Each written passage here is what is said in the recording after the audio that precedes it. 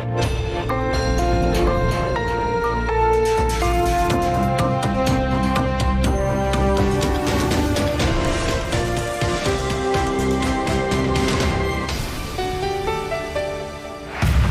Galloway, and the mother of all talk shows. Welcome to the Open University of the Airwaves with George Galloway. Happy Father's Day to all of you lucky enough to ever have been called Daddy. A young child calling your name Daddy is very hard to beat, almost like being called Prime Minister, although the Prime Minister would be in difficulty if everyone involved in his paternity was to show up at Downing Street. Spare a thought for all those poor fathers who would be good fathers if they were not locked out of their children's lives by the injustice of the family court system in Britain.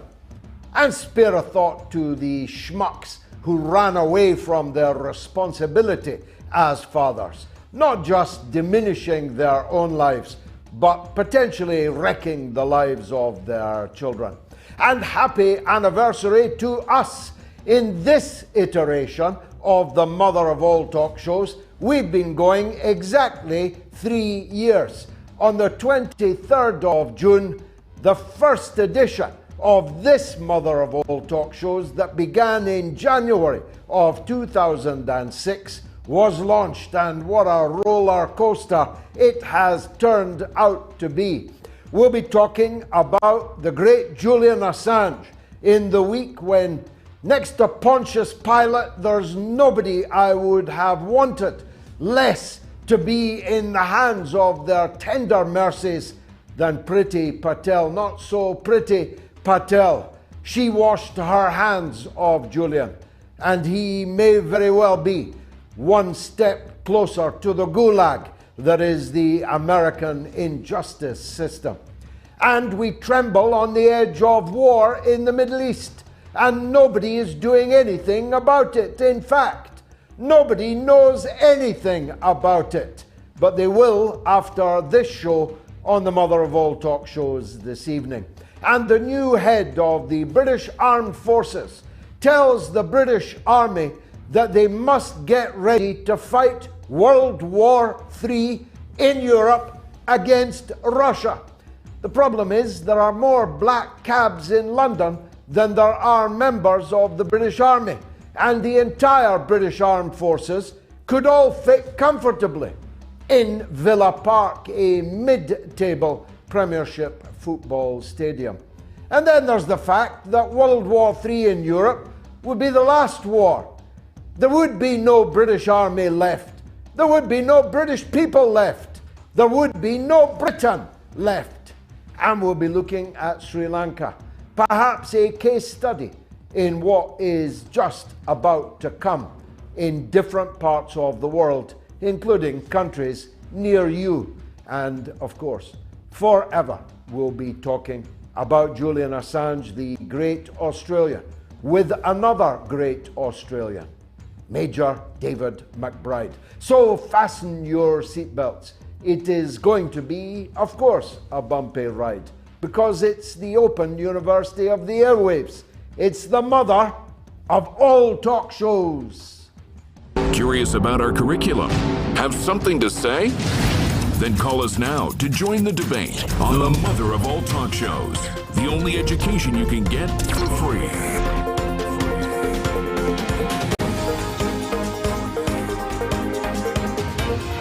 George Galloway, the mother of all talk shows.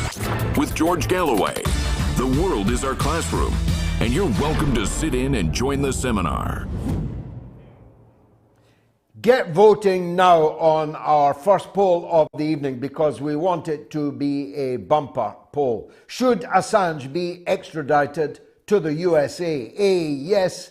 B, no. You can vote on my Twitter feed, on my YouTube channel. Please subscribe to my YouTube channel. I'm on 199,000 subscribers. I'm beginning to think YouTube don't want me to get to the coveted 200,000. Prove me wrong. subscribe right now to my YouTube channel. Let's do it before the end of the evening. And you can also vote on my Telegram channel. That's t.me/George Galloway.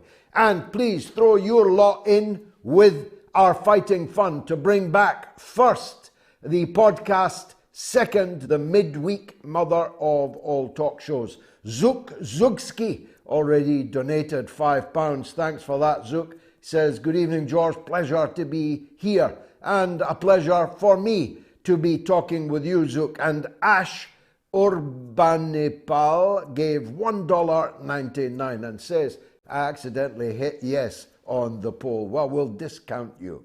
And Dino Pantalocas gives $9.99, my weekly contribution. Solidarity from New York. Thank you so very much.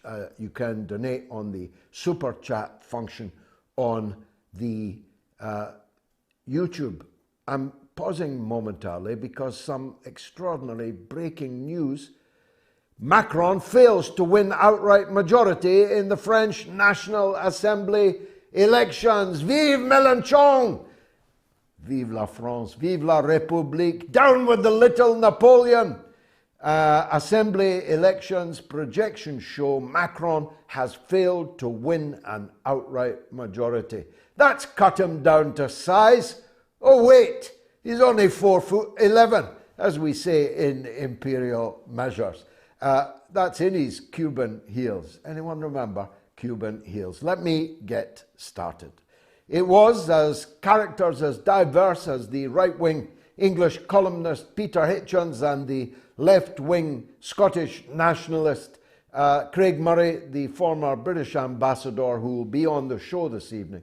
A dark day, they said, in British history. A dark day, potentially a death knell to free journalism, investigative journalism, which scarcely still exists, and insofar as it has disappeared, has made a major contribution to the parlous circumstances in which we in our countries in the so-called West find ourselves in. I say so-called because many of us in the West don't agree with the regimes that have taken us here. Australia isn't in the West, but thinks that it is because of the way that it dresses.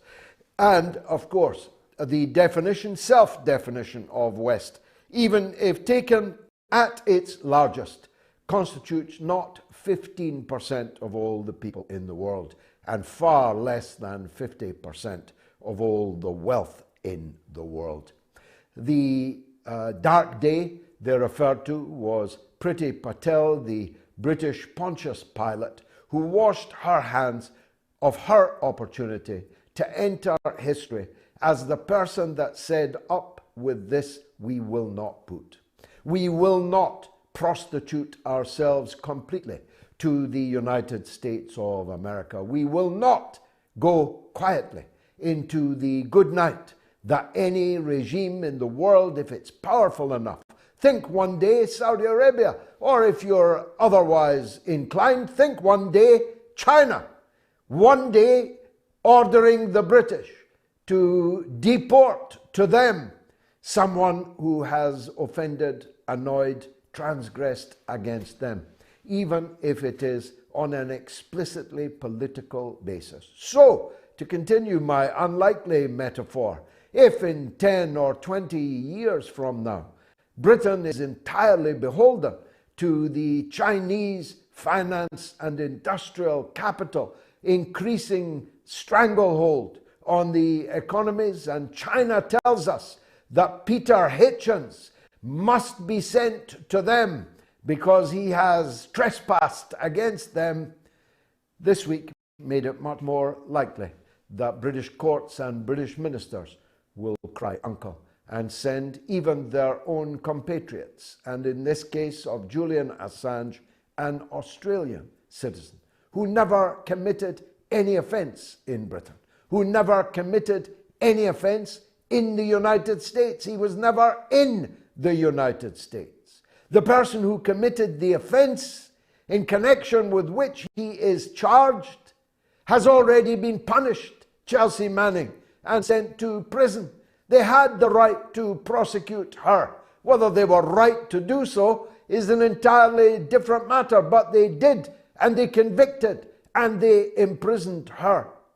Julian Assange was the recipient of truthful information revealing war crimes committed by the United States and Great Britain. Moreover, Julian Assange published all of that material simultaneously in some of the great media houses of the world. So how come The Guardian isn't facing extradition? How come German papers, Italian papers, Spanish papers, American papers are not facing prosecution for the publication of truthful material which was in the public interest to publish? And there was massively of interest to the public, as well as being in their interest to know crimes that were being committed in their name. The criminals have made it an offense to report on their crimes. That's what's happened. And Julian Assange's crucifixion now, well over a decade long, first in the Ecuador embassy and for the last nearly 4 years in the maximum security dungeon, Britain's Guantanamo Bay of Belmarsh prison, most of it, 3 years of it, as an untried prisoner who has no need to be behind bars, could be at home under house arrest, could be on an electronic tag, but is instead in a dungeon with some of the worst criminals known to humanity in Belmarsh. But those criminals are nothing compared to the criminals that want to get their hands on Julian Assange, like Mike Pompeo, the man who planned to kidnap or even murder Julian Assange, an Australian citizen with British residency, on the streets of London outside Harrods. He's the criminal. He's the one that planned an international crime of brigandry and piracy, and in his own hand, in his own documents. And he's demanding the prosecution of the 20 sources of the story that revealed his perfidy to Yahoo News, not the Revolutionary Workers' Gazette. No, Yahoo News revealed it. And Pompeo has been summoned to appear at a court in Spain to explain his role in the bugging, not just of Julian Assange and those of us who visited him in the Ecuador embassy, but the bugging of Julian Assange's lawyers, an offense which would get any charge in any other jurisdiction thrown out post haste.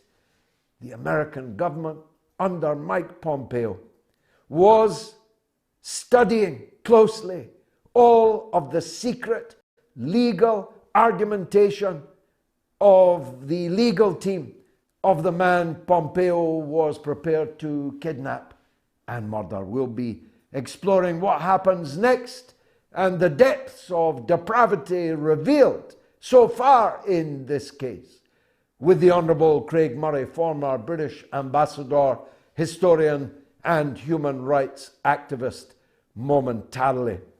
And we'll be talking about Sri Lanka, where yesterday troops opened fire on people rioting outside a petrol station because the rationed petrol ran out. People across Sri Lanka, 80% of them, are now skipping meals for they cannot afford to eat. Sri Lanka has defaulted on its $51 billion debt and is in negotiation with the tender hearts of the International Monetary Fund. The country is sliding into chaos and anarchy as prices rise, as shortages multiply, and as poverty increases so fast that no one can quite believe that it's happening. And it is all connected to the events in Europe between NATO and the Russian Federation being fought out over the corpses and the ruins of the Ukraine, to which I shall turn now. The new head of the British Army said today that our soldiers must prepare themselves to fight Russia in Europe in World War III. Let me dissect that statement. Let me park, first of all, the true fact that there are more black cabs on the streets of London than there are soldiers in the British Army. That the entire British Armed Forces could fit inside Ibrox Park or Villa Park. No need to go to Wembley or to Old Trafford, where they would be frankly lost in a sea of empty seats. Leave aside the fact that the British government, successive British governments, have been cutting our defence budget year after year after year, and that our poor bloody infantry are still under-equipped, ill-clad, ill-paid, ill-housed, and ill-motivated, I suspect, to fight World War III against Russia. Because these are the people who'd have to do the fighting. Not the brass, metaphorically, in the chateau, many, many miles behind the lines, like the new head of the British Army, certainly not like the politicians who will be deep in a nuclear bunker with their families, whilst you and your family will be waiting it's only for 5 minutes or so, for the incoming hypersonic, intercontinental, Russian ballistic missiles that will turn the entire island of Britain into ash. And, if we're lucky, including the nuclear bunkers in which the leaders that brought it upon us are sheltering, cowering like rats underground. Leave aside all of that. Does anyone remember the history of 1914? Does anyone remember the road to Sarajevo? Does anyone remember that the more you talk like this, the more you act like this, the more you prepare for this, the more certain it is that it's going to happen? And yet, here we have the Daily Express, which, to my astonishment, is still coming out, saying today that we must prepare to win World War III in Europe against Russia. Well, what does that mean, Mr. Beaverbrook and his descendants? How do you win a nuclear war? They incinerate you, and you incinerate them by definition. Nobody can win a nuclear war. That's why it was called MAD, mutually assured destruction. That's what we were told. Kept the peace throughout the Cold War. The certainty of MAD, of mutually assured destruction. Well, it appears we now have a generation of teenage scribblers in the newsrooms, teenage ministers and shadow ministers, and teenage top brass in the military who imagine that they can win a war with Russia. That can only mean that they have taken the banishment of the other side of the story in the Ukraine war literally. That can only mean that they actually refuse to watch, however difficult it is to find, the facts on the ground in Ukraine, and prefer instead to believe the press releases issued by their own departments. Because if they watched what I watch on ASB military, on Telegram, 100 times a day, they would see that the Ukrainian forces are being utterly destroyed on the battlefield. that Russia is on its way to taking not just half the country, but the entire Black Sea coast, leaving a rump Ukraine landlocked, and the land bridge at the end of that seaboard, bringing Transnistria, the breakaway province of Moldova, where today tens of thousands are demonstrating against the Western satrap that rules them. Moldova, Transnistria, the entire Black Sea coast, the entirety of the east of Ukraine. Well, if that's victory, then God knows what defeat will taste like. Yet still they throw scores of billions of dollars and euros and pounds into the pit of forlorn, abject defeat. Talk about reinforcing failure. These people are reinforcing disaster. Talk about throwing good money after bad. They're throwing good and bad Ukrainians into the death pit of this war that never needed to be fought. Just a pen is all that Zelensky required.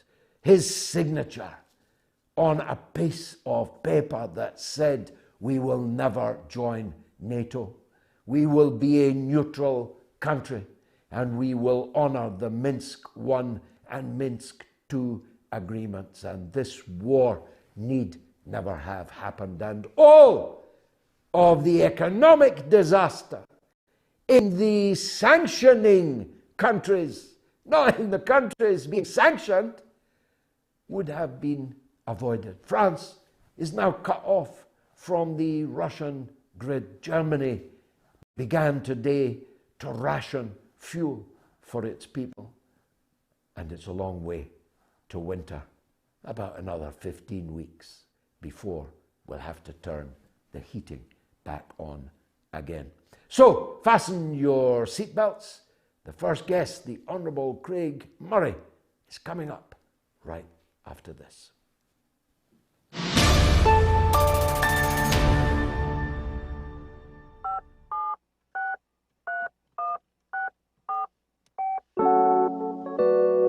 Tom says after independence we could choose the government we want. Tom, could you not have called me and argued that nonsense? Couldn't you? What's wrong with you, man? And Ben says, could Scotland actually do better autonomously?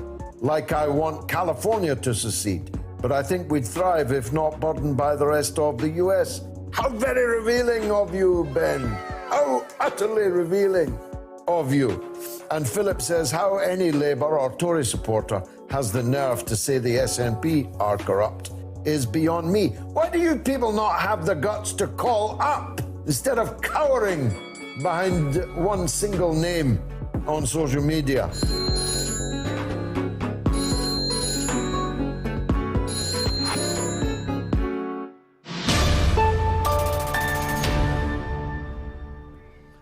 If you're calling us from the United Kingdom, remember it's completely free. The number is 08081965522. That's 08081965522. If you're calling us from the United States or Canada, it's also toll free, and the number is +1 844 944 3344. That's +1 844 944 3344. John Fitzy sends £1. Thanks, John. Jesus Martinez, $5. Thank you, Jesus, as always. David Jessup, £8.99. Thanks, David. MGTOW Gem, Australian dollar, $7.99. Mulk Raj, £5, says, God bless you. Thank you. God bless you. And Diego Rodriguez, £5. Thanks to all of those donating to the Fighting Fund to get the podcast back in circulation. Now,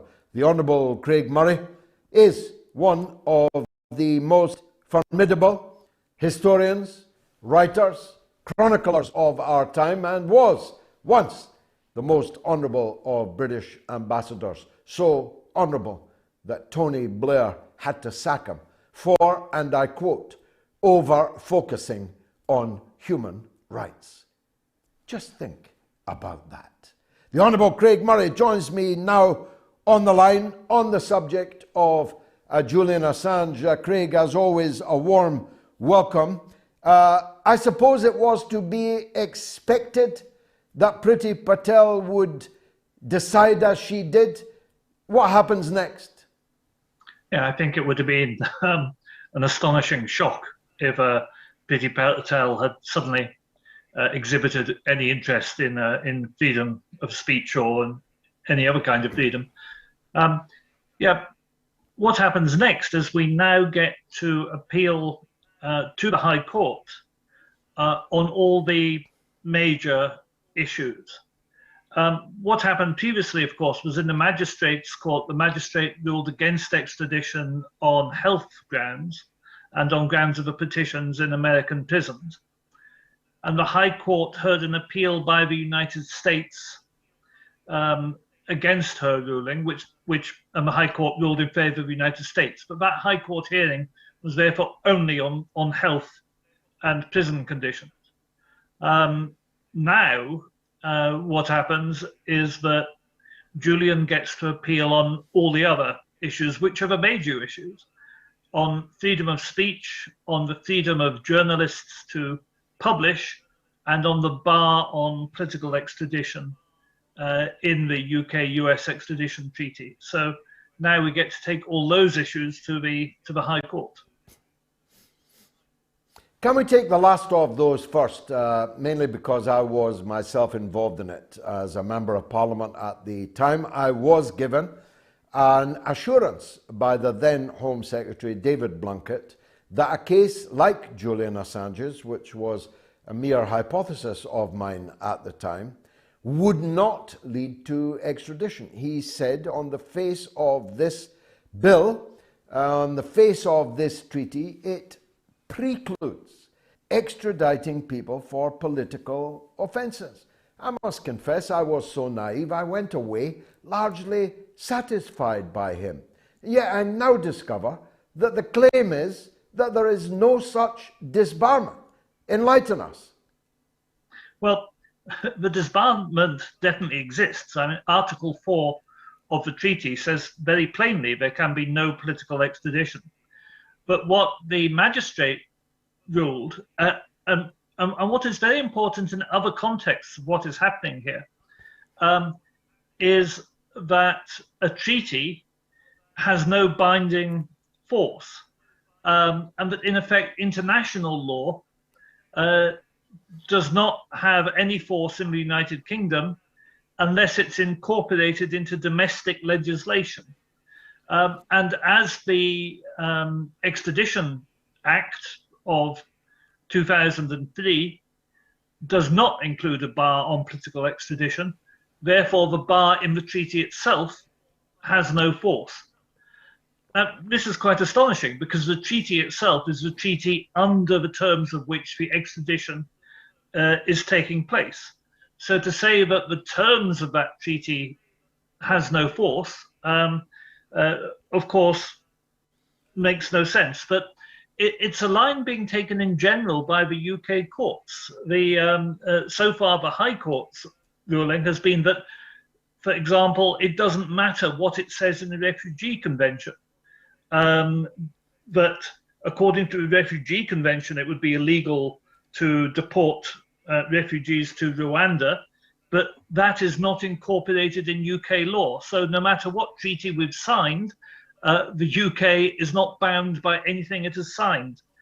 This is a very strange argument from a kind of imperialist exceptionalism, and why anybody should trust the UK in any international deal when the courts are ruling that no international deal the UK has signed up to has any effect in UK law is extraordinary to me, but that is the argument.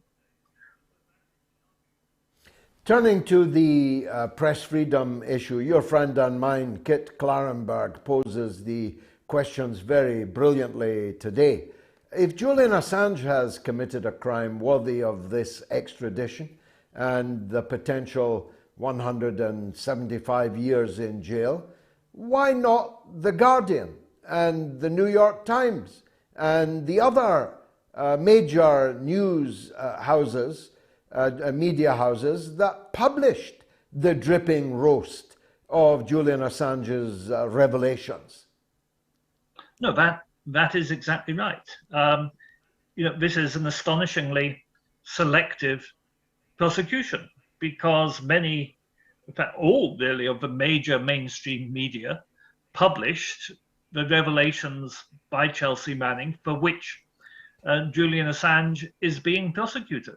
And Julian Assange, of course, wasn't the leaker. He was merely a journalist and publisher.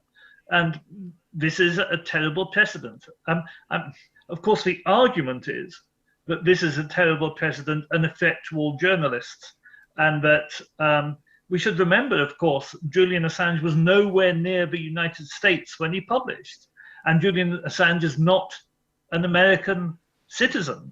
This is somebody with no connection to the United States, publishing outside of the United States. So if this goes ahead, no journalist anywhere is safe potentially from American prosecution. But the truth of the matter is also, of course, that this is very, very selective prosecution. And this is the United States going after somebody it considers an enemy, whereas it's never, in fact, in current circumstances, going to go after the editor of the New York Times or the Washington Post, or outfits which, generally speaking, happily toe the neoliberal line. And of course, which do so now much more consistently than they perhaps did back at the time when these revelations were published more than 10 years ago.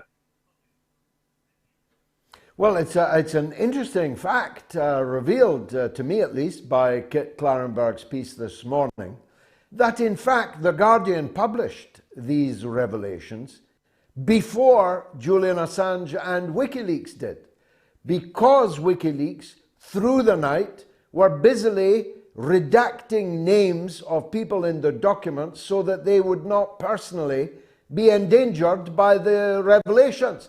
And so the Guardian actually published this material first. And yet not only are they not facing prosecution, some of the people in the Guardian have done their very best to so destroy Julian Assange and his credibility and standing amongst their readers that they actually played a part in where we are today. Yeah, that is undoubtedly true. And it was a big problem for WikiLeaks that when they were trying to go through the vast quantity of material revealed by Chelsea Manning, which required them to have other partners assist them in doing it because just of the sheer amount of vetting that had to be done. The Guardian in particular were relentlessly pushing them not to be so cautious and to get on, because the Guardian wanted the scoop, and the Guardian wanted the scoop in order to make money. I mean, it shouldn't be forgotten, WikiLeaks doesn't make money out of this. The Guardian does. The Guardian was doing it purely with financial motives and seeing this as a great newspaper selling story.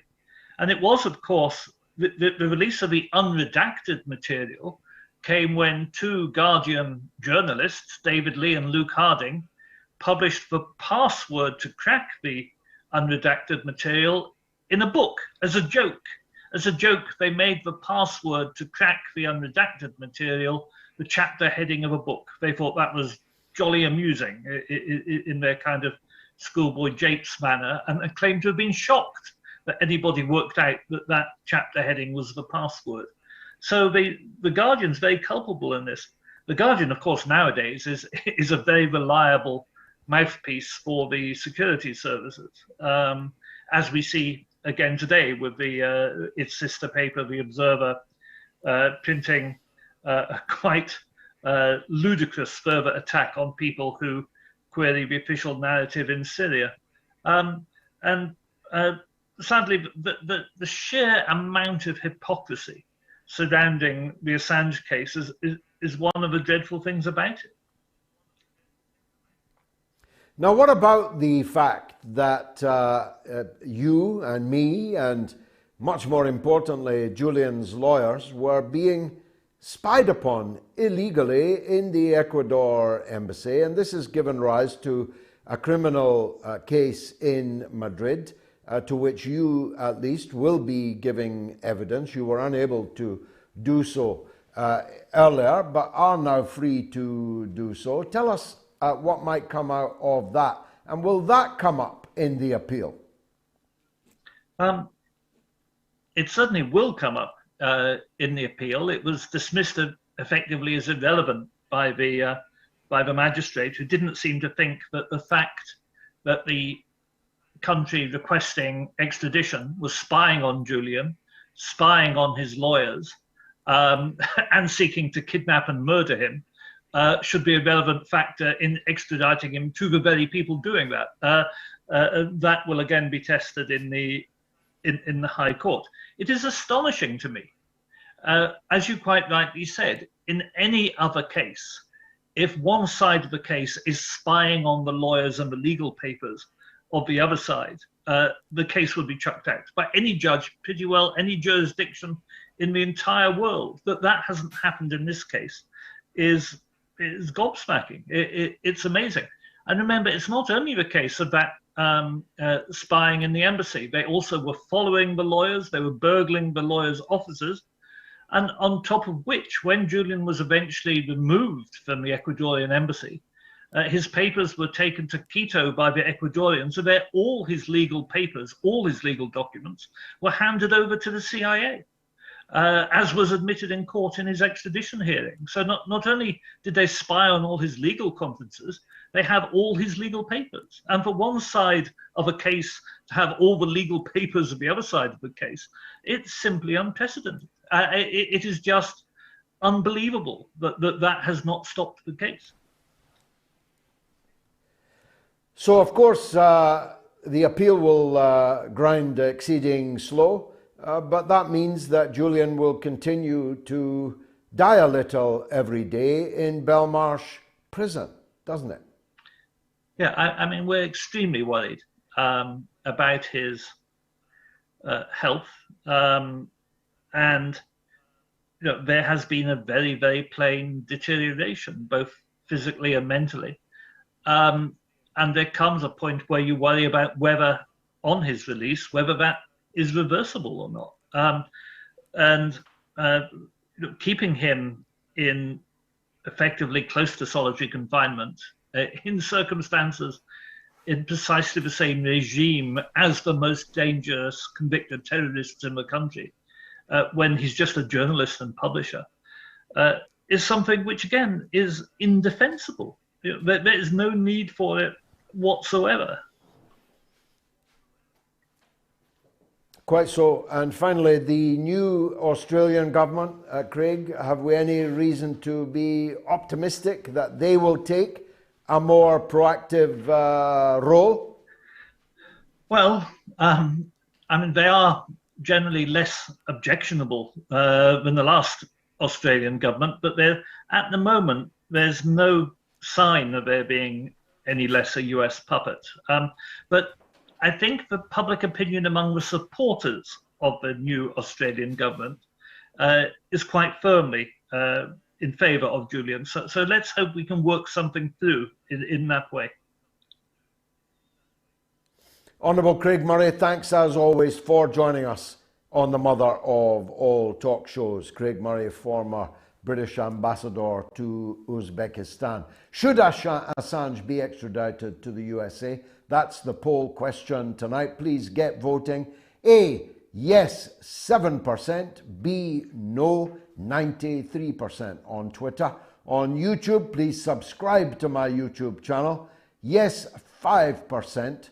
No, 95%. And on Telegram, yes, 4%. No, 96%. From one old friend to another, from Craig Murray to Abdel Bari Atwan, right after this 60-second break.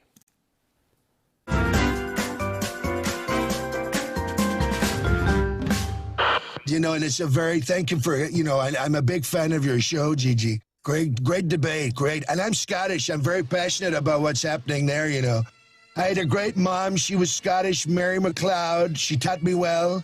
She taught me well at everything, including golf. I love Scotland, and I love the Scottish food. It's great food. I said to Melania, you know, haggis. Look at that.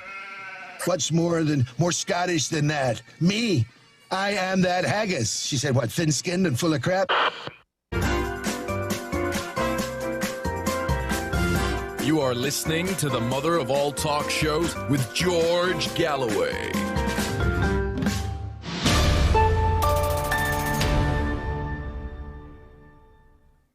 Just looking at the projections so far, they're not all easily accessible yet. Le Pen has done well, 89 seats out of 577. The left look like they've won 150 seats. Mélenchon came second in the poll, no further details yet, but Macron is definitely losing his majority. Tug donates £5 and says, every blessing of the universe for the health and safety of our dear friend and hero, Julian Assange. Never forget his name. Thank you, Tug. And Ray Martin sends Canadian dollars, $10. Thanks, Ray, very much indeed. Now, I first met my next guest almost exactly 40 years ago, and we have been in lockstep ever since. Indeed, even long before that. He is quite widely known as the last Arab journalist. For a little while in my friendship with him, he was known as the last Arab, but some good Arabs have emerged since. He's not the only one, but he's undoubtedly the king of Arab media and journalism, which is why you never see him now on the BBC and Sky, though he used to be a regular feature on both, but he just didn't fit the template of a tame scout. He's nobody's tonto. He is a man who speaks the truth. He's Abdel Bari Atwan, the editor-in-chief of Ra'i al-Yom, and he joins me now. Abdel Bari, as always, welcome to you. The proximate reason why I wanted to talk to you was I read your piece about the potential earthquake, war that might be about to occur off the coast of Lebanon, where, as I understand it, Israel has illegally occupied Lebanese waters and begun drilling for gas there.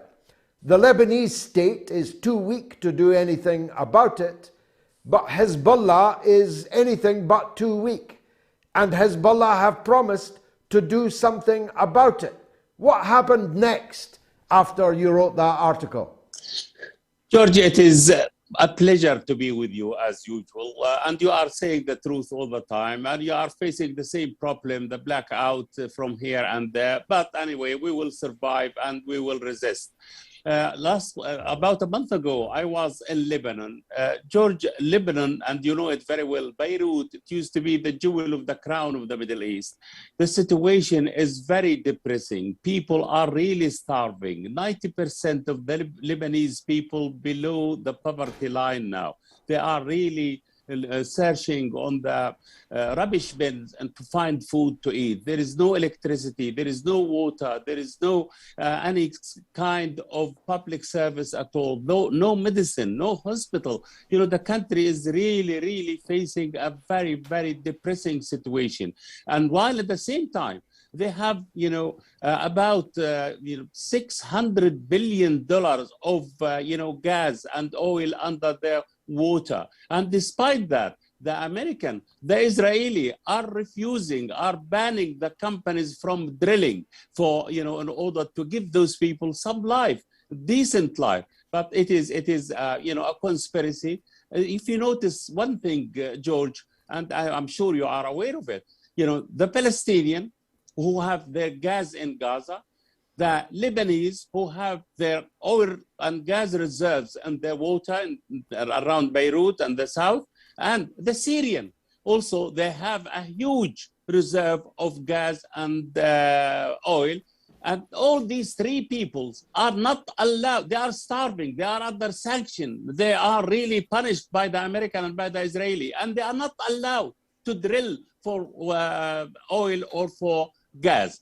This is the problem. Why? Simply because, you know, they want to actually humiliate them. Simply because they are resisting for their causes. You are not allowed to resist in this part of the world. You have to submit. You have to throw the towel. To say to the Israeli, what do you want? Okay, we'll be your servant. Whatever you like, we will do. Exactly what Abbas of the PLO did. You know, he gave them everything, 80% of Palestine, historic Palestine. And look at him now. Nothing. He gained nothing. 30 years of negotiation. So I can see the situation is going to blow up. The situation is deteriorating.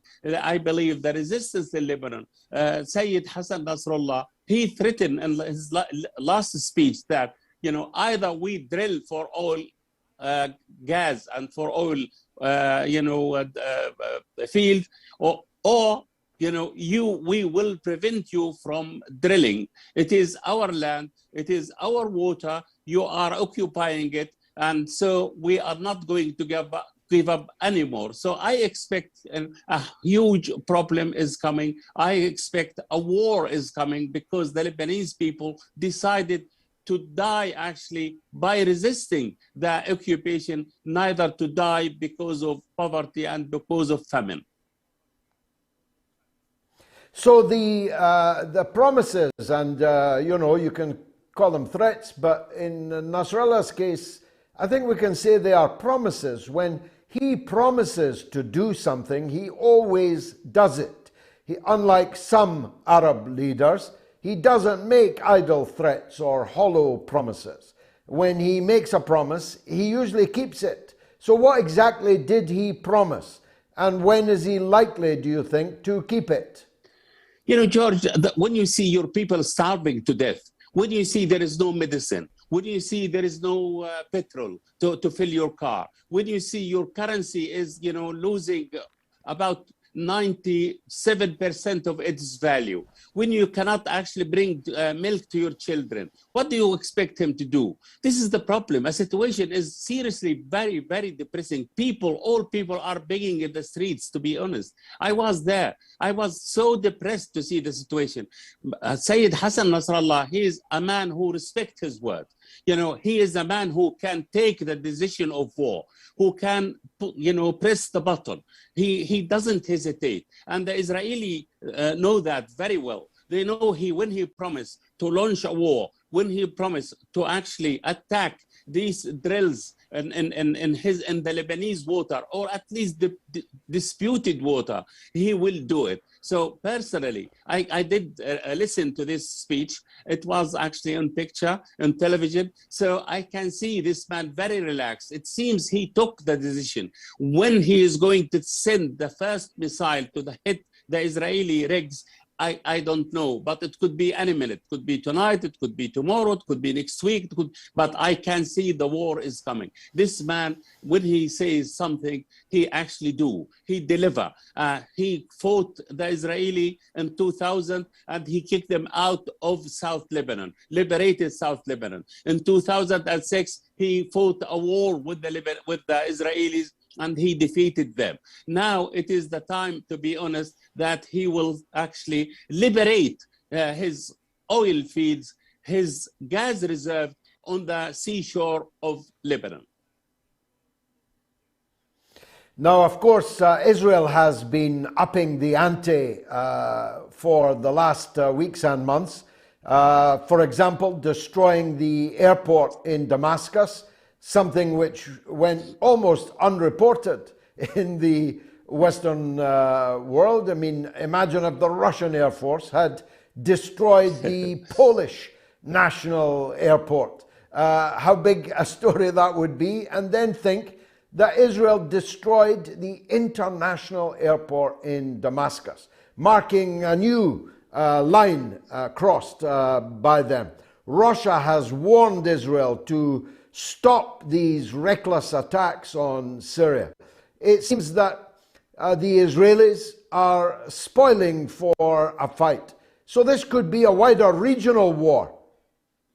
You know, George, thank you for saying it. You know, imagine the Israeli are bombing, you know, international airport, a civilian airport, and actually putting it out of service completely.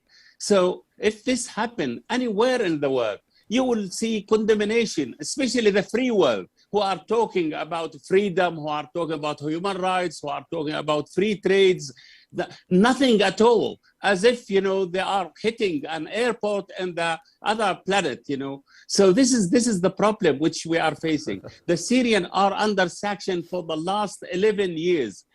They cannot actually have their own oil. They cannot import anything. And they are completely besieged by Israel and by the West. There are about 350 attacks against Syrian target, civilian target inside Syria, in the depth of Syria. And, you know, the Syrians are hoping that, you know, their Arab brothers will help them, no help at all. They're hoping that, yeah, their Russian allies who have, you know,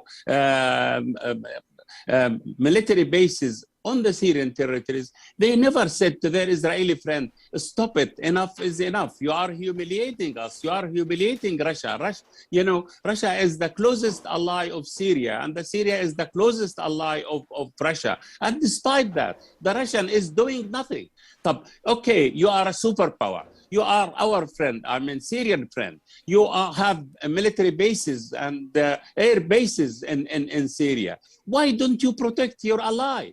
You know, Syrian facing all these problems because they prevented a gas pipeline of Qatar to pass through the Syrian territories in order not to compete, not actually to derail the Russian gas to Europe.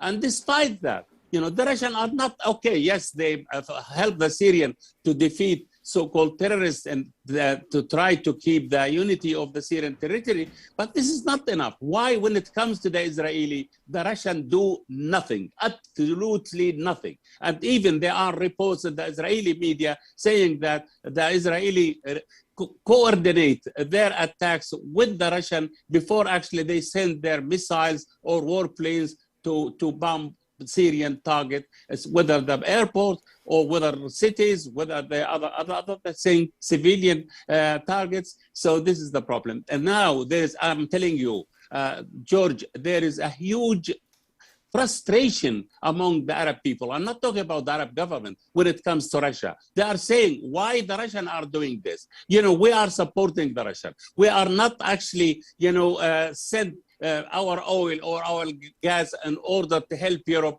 to defeat the Russian, to actually to stop or to compensate the Russian oil or the Russian gas. Why the Russians are not helping their friends? Why, when it comes to the Israeli, they don't interfere at all? And even they coordinate with the Israeli. They bombed Latakia, which is actually very close to Hemimim, the Russian air base in Syria. And, you know, they were about, and once actually they shot down a Russian spy airplane. So why the Russians are not moving? Why only condemnation? And then a week later or a few days later, the Israeli warplane, the Israeli missiles hit Syria. Today, they hit actually Damascus airport. Tomorrow, they will hit the presidential palace of Bashar al-Assad, the major or the most supportive of the Russian in Ukraine and also in other parts of the world. Well, Russia has a complicated relationship with Israel right from the beginning, of course. Stalin was the first leader in the world to recognize Israel. Czechoslovakia, then in the Soviet camp, was the source of the weapons for the Haganah, the Israeli armed forces that fought the Arabs in the so-called War of Independence, and so on.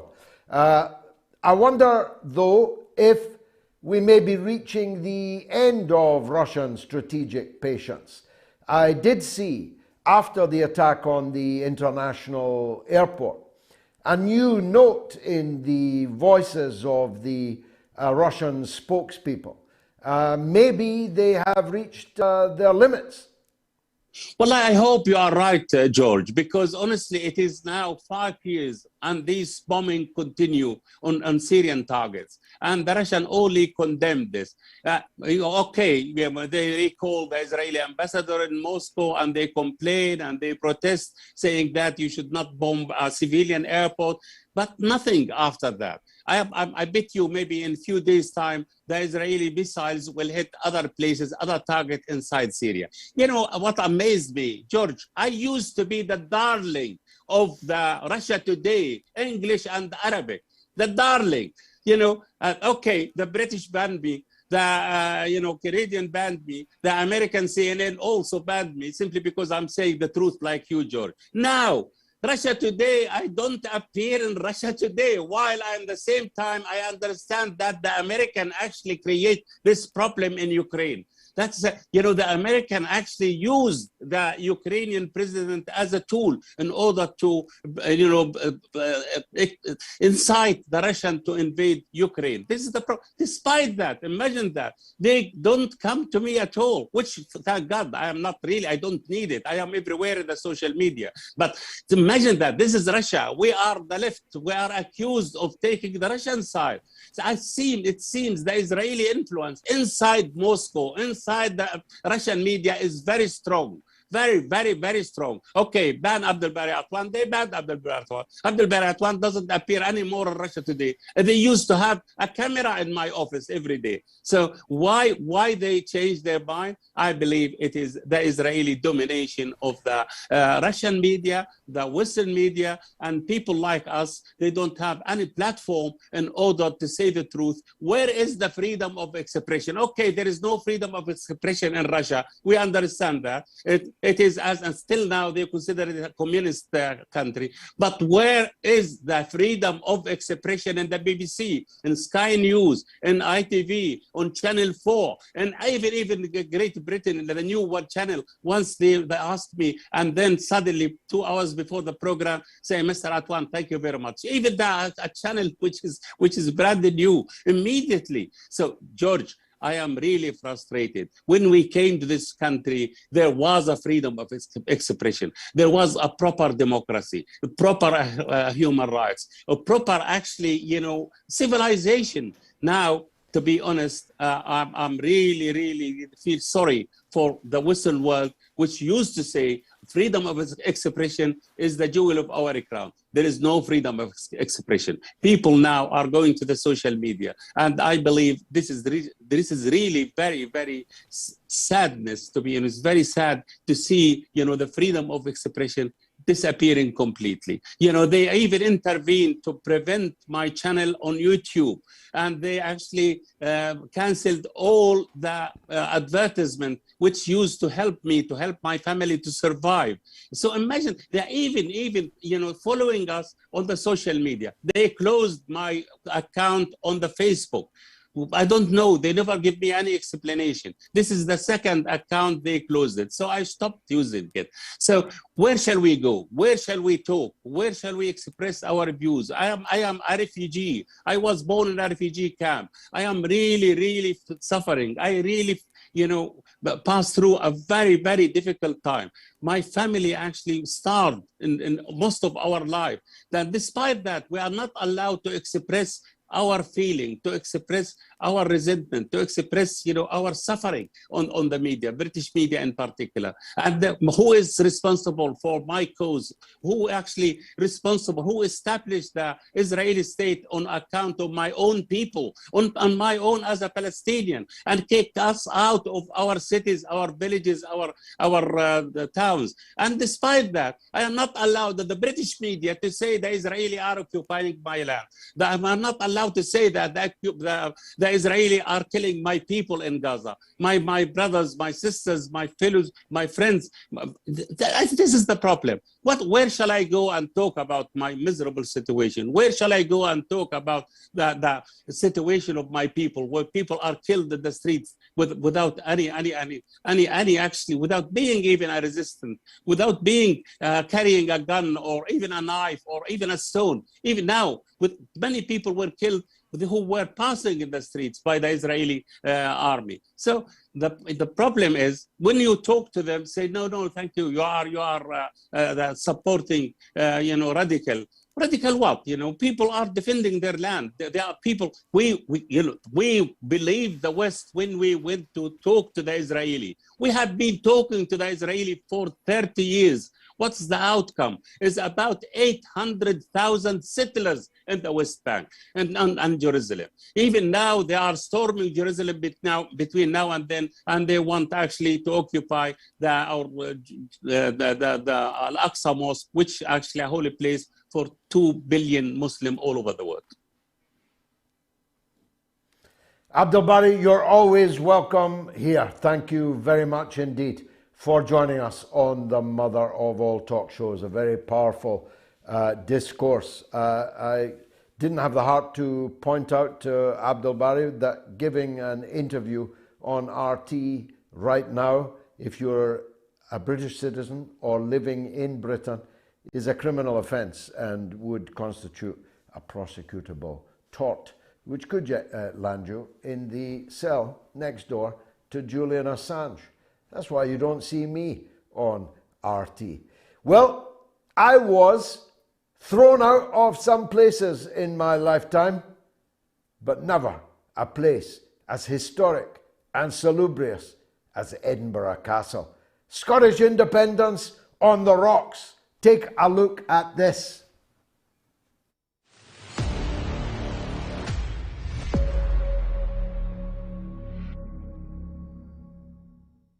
This is Britain. It is North Britain, it is Scotland, but it very definitely still is Britain, and forevermore shall be as far as I am concerned. That's why there's a British flag flying atop Edinburgh Castle. That's why the British Army are inside it. And as you can see, busy preparations are underway for the Royal Military Tattoo, a British institution visited by many millions over many, many decades. It is a sight to see. As you can count, there are many sightseers here to see it.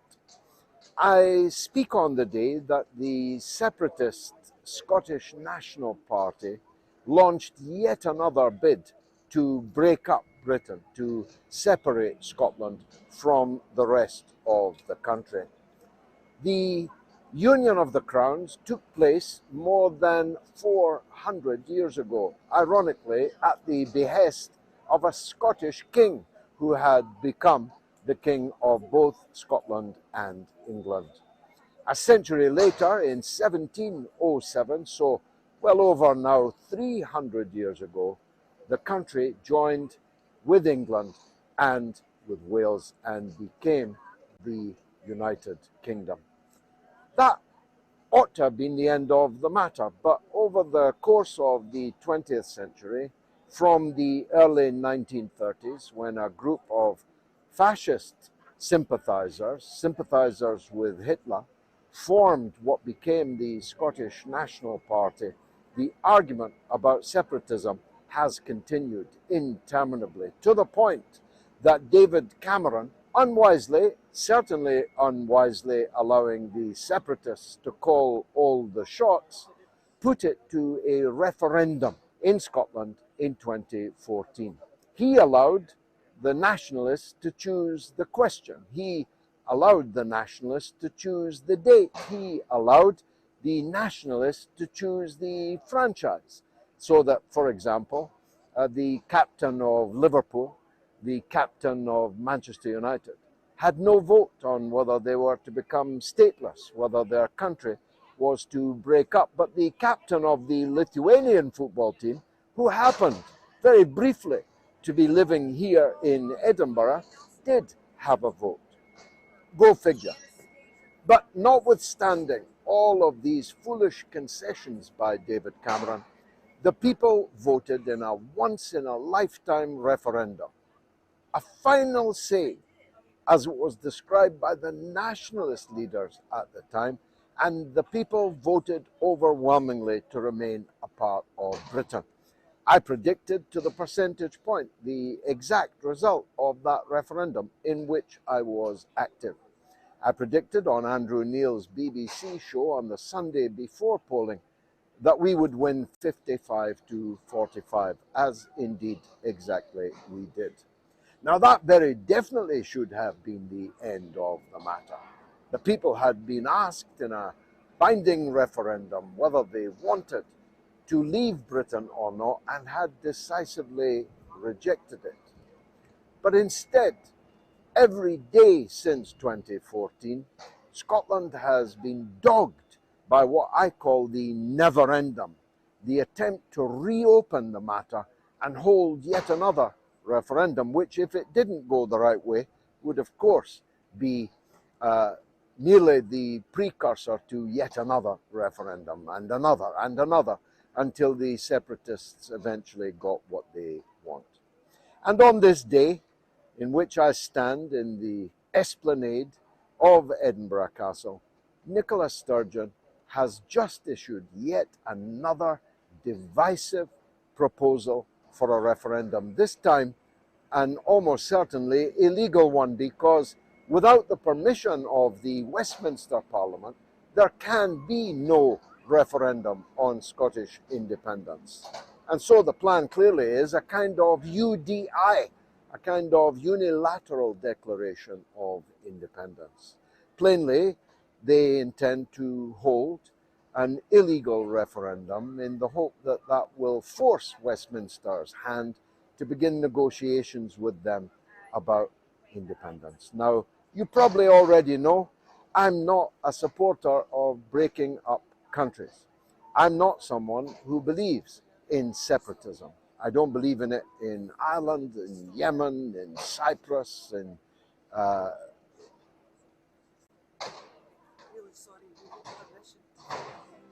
well, we're being thrown out of Britain's Edinburgh Castle.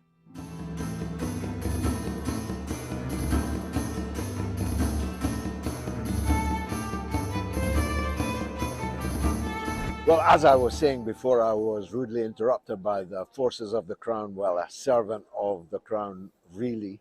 I don't believe in breaking up countries. I don't believe in partition, particularly of islands. I spent my whole life opposing the partition of Ireland. I could never agree to the partitioning of a different island called Britain. I opposed the breakup of Yugoslavia. I opposed the breakup of Czechoslovakia, of even the USSR. I opposed the partition of Cyprus. I opposed the partition of Yemen, of Israel, Palestine, of so many places around the world, except where there is an obvious case of national oppression by one nation against another nation inside a state. But only a lunatic could claim that that was true of Britain. It was a Scottish king that founded Britain. It was Scottish parliamentarians that voted to create Britain in 1707. It was obvious from the beginning that Scotland and England together were involved in national oppression of people all over the world. In fact, Scotland colonized Ireland before Britain existed, before the English ever arrived. And the skirl of the pipes that you can hear in the background, the swagger of the kilt, was often accompanied by a fusillade of shots against the natives, gunning them down. Scotland profited mightily from the existence of national oppression against other people. The British Empire was a joint Scottish and English venture. There is no national oppression of Scots in Britain. Many of the captains of industry, of finance, of media, of politics are themselves Scottish. There is oppression in Britain. It's class oppression. Oppression by the very few against the very many. And they make no distinction as to whether or not the people that are being oppressed are Scottish or English. In fact, the Scottish taxpayer gets thousands of pounds extra in public expenditure over what they get in England and Wales from the British Exchequer. and some of the very poorest people in the entire country live in England, and I have represented some of them in Parliament. In fact, there are more poor people within a 7-mile radius of the Palace of Westminster than there are in the whole of the United Kingdom. So I want to unite the people of Britain to fight against that class oppression and to liberate all of the working class people in this island and further beyond in time. But let's start with Britain. Make it a better Britain, a fairer Britain, a Britain where the wealth created by the workers is shared by the workers throughout this land. Me, I will never, until my last second on this earth, concede that it's any progress at all to break up Britain on nationalistic lines.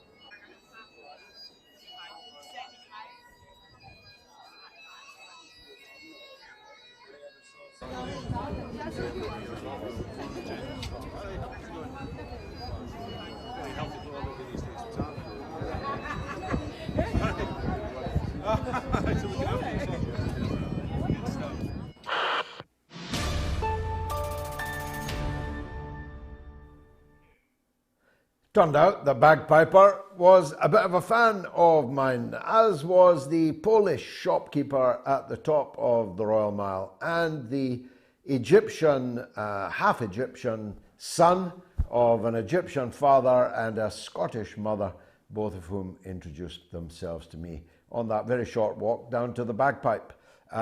So I turned out to be happy at the end of the day. Who threw me off the esplanade and why, they can answer for themselves. Now, I spoke earlier about the palace state of Sri Lanka, a country I know well, that I have visited, a veritable jewel in the ocean. I believe it's possibly the most beautiful country I have ever visited, and its people almost sublime. But it hasn't had its troubles to seek after a very long and bitter civil war. A period of peace and stability has now been considerably upset by the crash in fuel poverty, in the fuel economy, and in the knock-on consequent effect on food prices and the rest. Enough from me. Asanga Abeyagoonasekera is a geopolitics analyst, professor, author, and columnist, and he kindly joins us now. Asanga, I'm very sorry for your troubles in the beautiful land of Sri Lanka. Can you explain to us what the situation is and how we got here? Well, it's a serious crisis right now in Sri Lanka. Many are hungry. According to the United Nations, 22% of the population are hungry. So it's more of a humanitarian crisis right now. There's no fuel, there's no money to pay for the fuel imports. Sri Lanka requires about $523 million every month, but the foreign reserves is not there. And so the basic medicines, the basic essential commodities are not there. So it's more of a liquidity crisis of no foreign reserves, and also an insolvency issue, which is difficult to pay the large amounts of borrowings which Sri Lanka has got. Overall, the policy prescription which was carried out during the last 2 years, I think has a serious impact and resulted this issue, especially introducing tax cuts and also the inward policy prescription carried out by the Rajapaksa government, which was the reasons for this crisis. So Sri Lanka was a fragile state, even starting from 2019, from the Easter Sunday bombings, but it moved from a fragile state to a crisis state, and today I can say it is becoming a failed state, unfortunately. That's very serious. These are very serious words. Sri Lanka is not some desert island. It's a country of 22 million people, and geostrategically very importantly placed. It has neighbors that can very well be affected by this kind of economic virus and the political instability that accompanies it.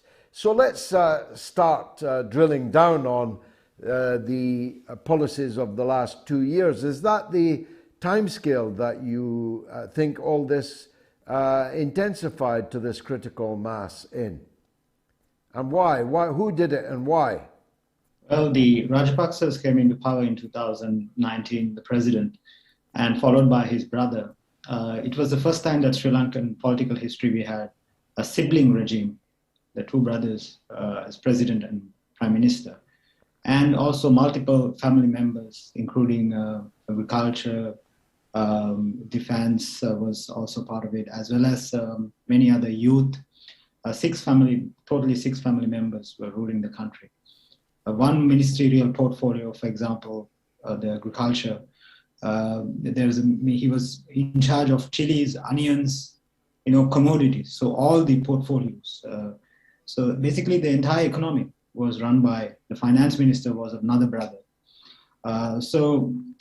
This was heavily, I would say, it was shifting from the democratic fabric that Sri Lanka had towards a more authoritarian rule. And the first time, again, we had more than 26 military appointments in different ministries, even including archaeology.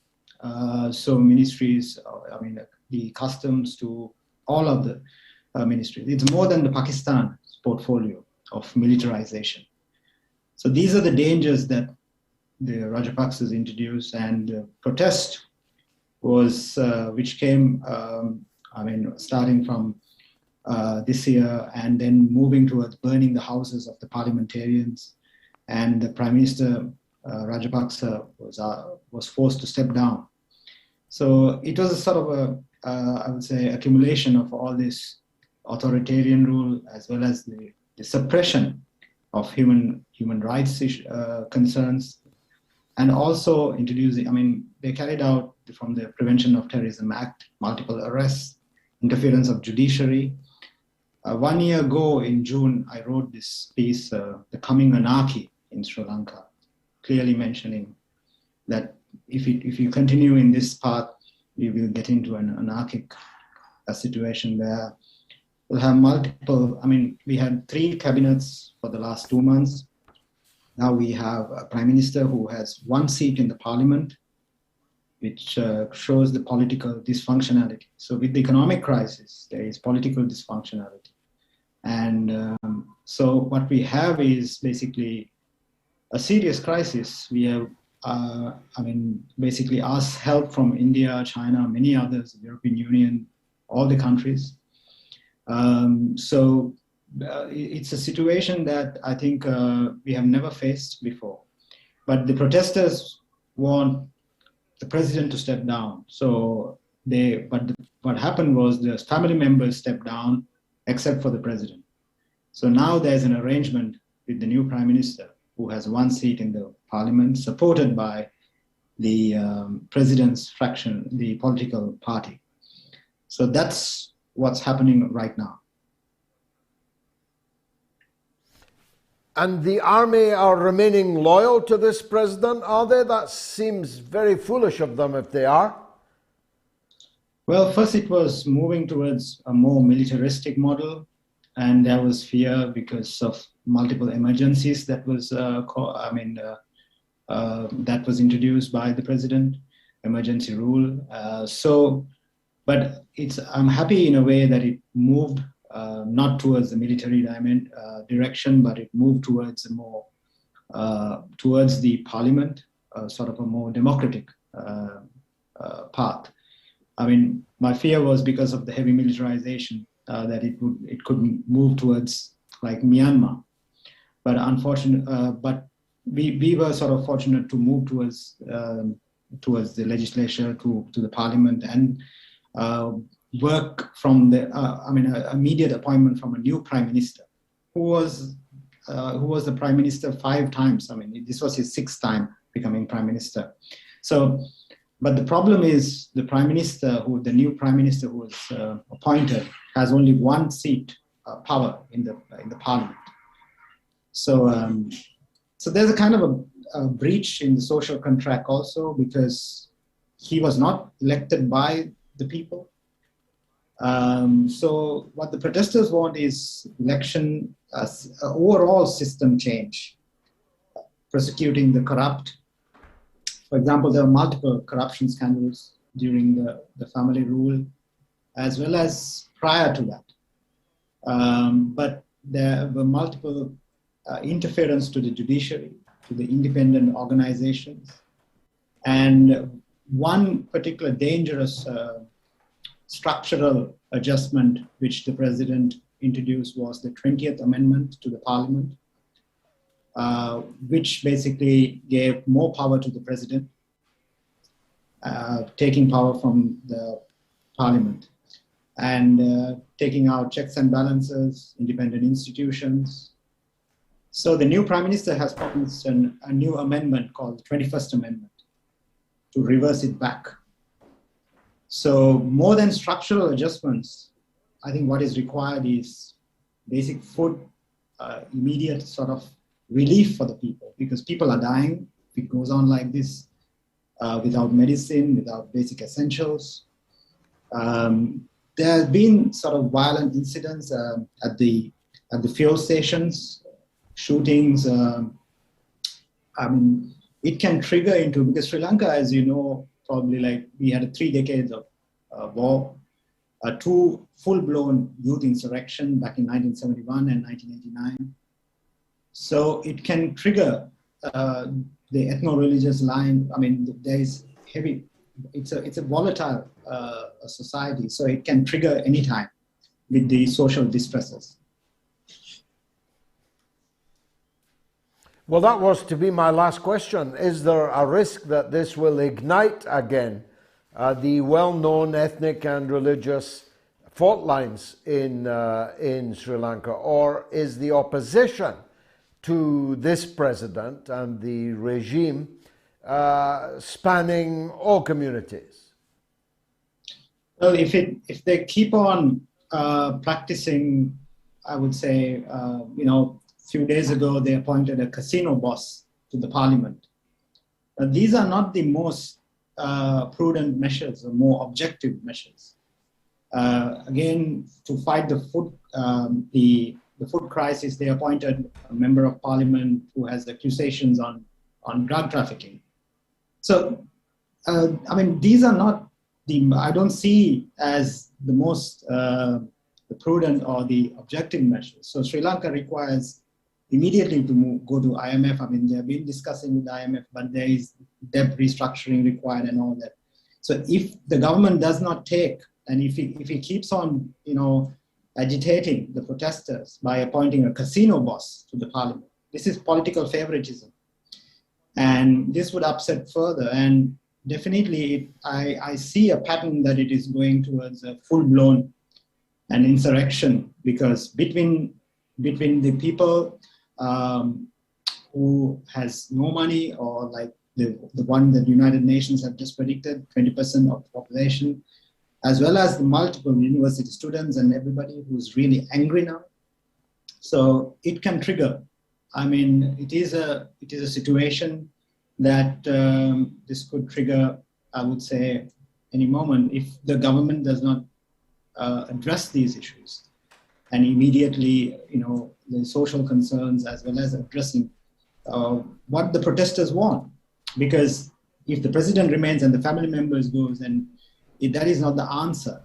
The answer is the autocratic, the autocrat to step down, not and also to listen to the protesters' demands. And that's really important. And the international community should support the protesters to re-democratize the society. Asanga, thanks for illuminating a very dark picture indeed. Thank you for talking to us on the Mother of All talk shows. Now, don't forget you can donate to the show. You can go to our website, moats.tv, and go to the donate section, or go through the super chat section of YouTube. Find the $sign, click it, and then use the slider to choose the amount in any currency. Big thanks to Philosophical Poet, who donated £5, thank you. Obajumo, who donated Canadian dollars 20, many thanks. Rembon, who donated 20 English pounds. Galloway Raider donated £17.99, says they talk about freedom for Ukraine. What about freedom for Northern Ireland from the tyranny of the EU? And James Waterhouse donates £17.99. Keep up the great work, GG and team. The alternative you present is a breath of fresh air. Viva Moats. Thank you. God bless you, James. And Bok Jan Duma donated £10. Love the show. Been watching you since your first appearances on RT and on Sputnik. The powers hate hearing the truth. Keep up the good fight. Vital now more than ever. I'll be right back with your telephone calls. London and Germany calling first.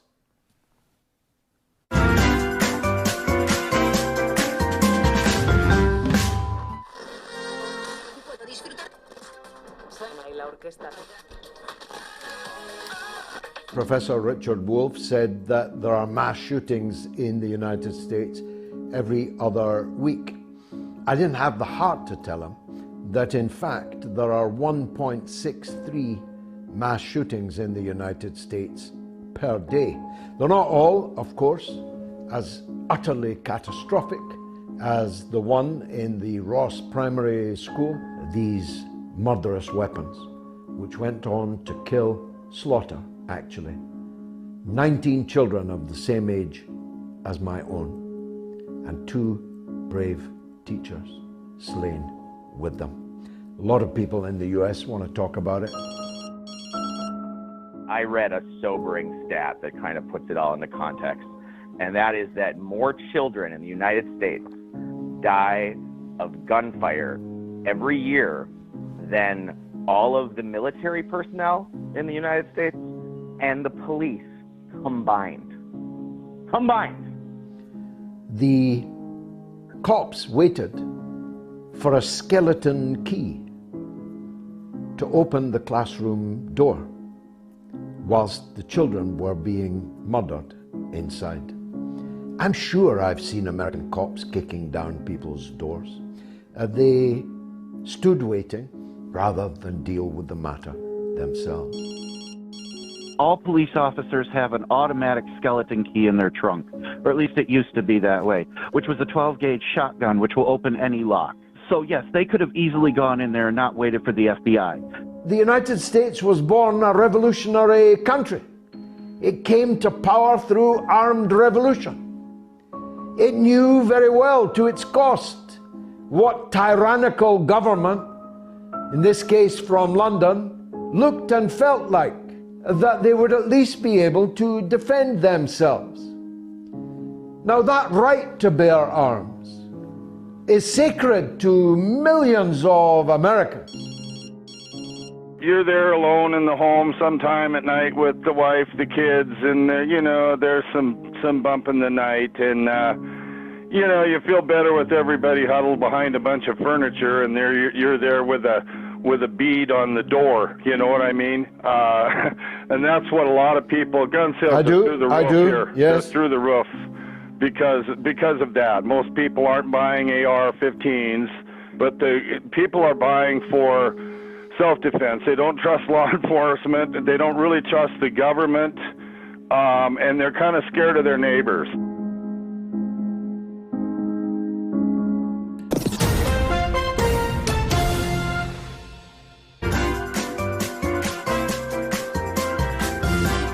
You are listening to the mother of all talk shows with George Galloway.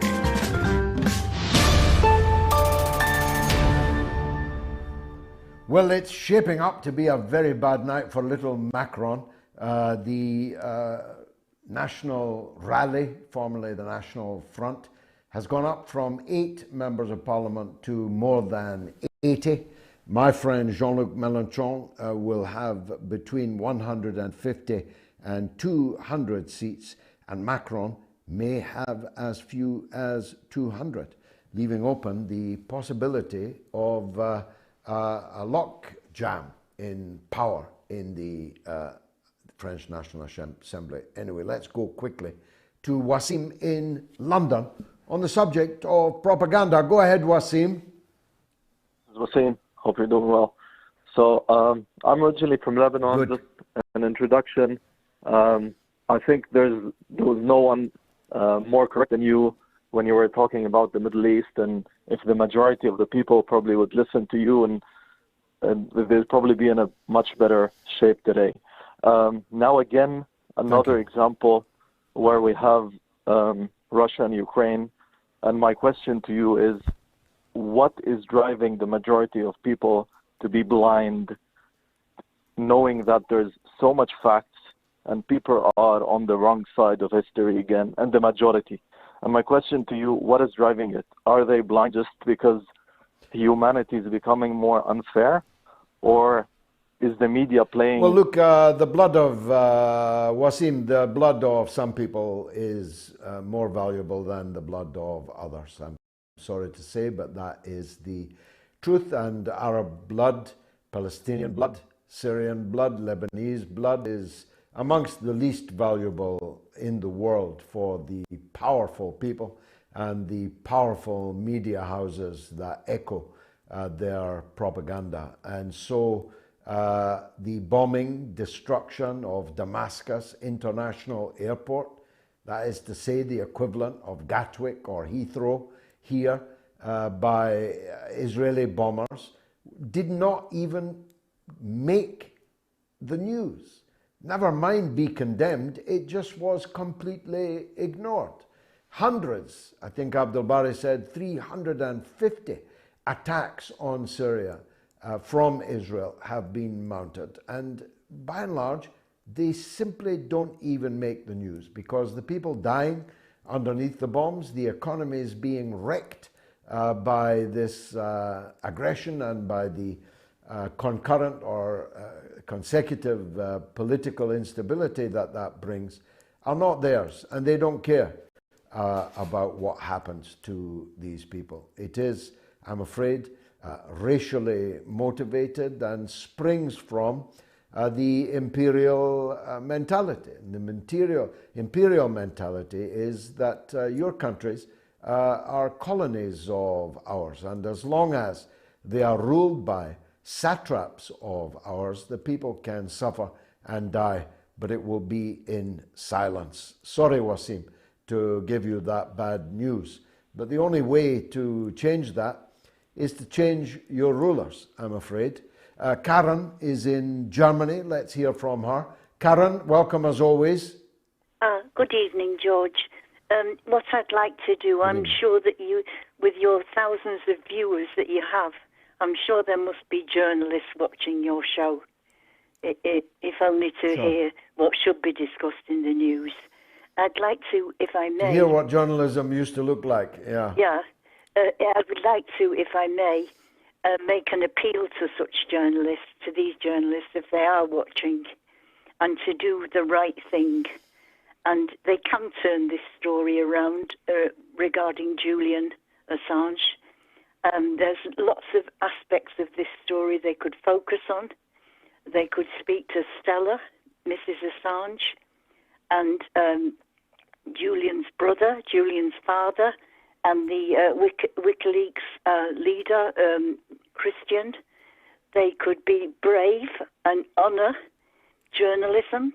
They could address their consciences and maybe restore some honour by doing the decent thing, develop a spine, if you like, and unleash their humanity and try and change this story around for when that the Court of Appeal looks at this again.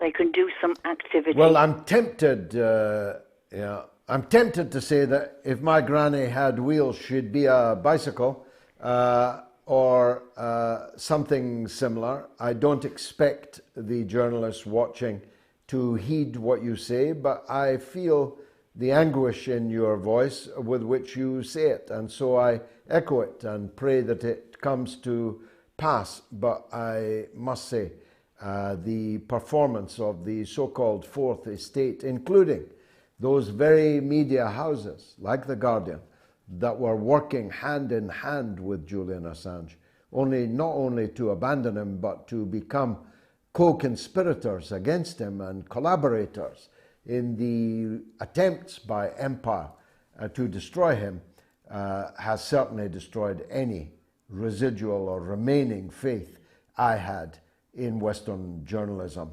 Thanks, Karen. Ray is in Fife in Scotland. Let's hear from him. Ray, go ahead, sir. Hello there.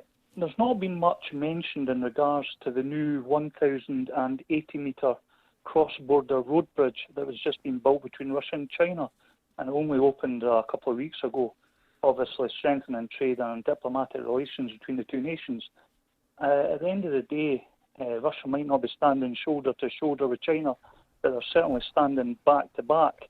But there's nothing being mentioned about it. And then you also have Saudi Arabia, which is considering building its own gold refineries, which they say is an effort to reduce costs associated with sending, precious metals abroad for refining. But in my case, I wonder if it's going along the lines of what, specifically Gaddafi had planned for introducing something like the gold dinar. It'd be interesting to see what comes of that. But my feeling is that the West has gone too far this time with everything they're doing, and you've got the BRICS nations just kind of changing the whole world as we go here, while we concentrate on Ukraine. And I'm really more concerned again with what America might do in regards to the petrodollar, because once that's really threatened, that's when I think you'll see America throw the dummy tit out, and I'll be interested to see what your thoughts are on that. Well, there's not much they can do about it. If people stop using the dollar for their state-to-state trade, there's nothing much that the US can do about it. They have locked people out of the SWIFT system, and China has produced an alternative to the SWIFT system. More and more trade between India and Russia, between Russia and China, between Iran and Russia and China, just to give some examples, will be conducted in the local currencies of both partners. And why should that not be true? Why should they continue to artificially bolster the value of the dollar by using it as a reserve currency?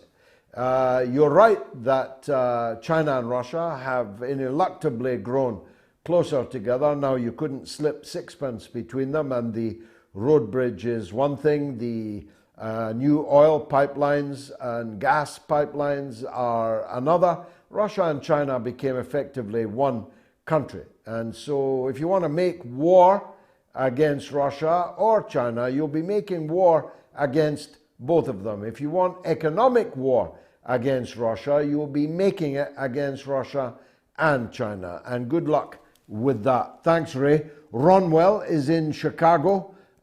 She wants to talk about Assange. Go ahead, Ronwell. Thanks for calling. You're welcome. It's been a while since last year. So anyway. Yes, you're most welcome. First of all, happy Father's Day. and second of all. Thank you. You're welcome. About the Julian Assange stuff, I'm so pissed about the extradition stuff, right? Because the press freedom is on the stake right now. I think Elon Musk should speak about the speak up for Julian Assange, and I know that Tulsi on the locals, right, spoke up for Julian Assange. So, and I'm for that one. We haven't heard anything from Bernie Sanders, a former member of our Hall of Fame, or from AOC or the so-called squad? Can't they find it in themselves to speak up for Julian? No, not really. But the Bernie Sanders, like he is speaking for such though. He is just staying silent, just like AOC and the squad. And you know, if Oliver Stone is creating a Julian Assange movie, I think Julian Hillier from the MCU would kill the wall of the young Julian Assange movie. I think I would love to see that if that Oliver Stone's Julian Assange movie happens. And yeah, I very much hope. I very much hope it comes to pass. Thanks, Ronwell. Don't leave it a year before coming back. Super chats are coming in. Big thanks to Alan Everest, $10 to Dove's Cry, £2 Trevelyan Gale, £2 A great show, George, says Trevelyan. Thank you. Sver Mortvit, 300 Norwegian krona. That sounds like a lot. I have no idea if it is, but whether it is or not, I thank you kindly for it. Let me take a quick break and then on with more telephone calls.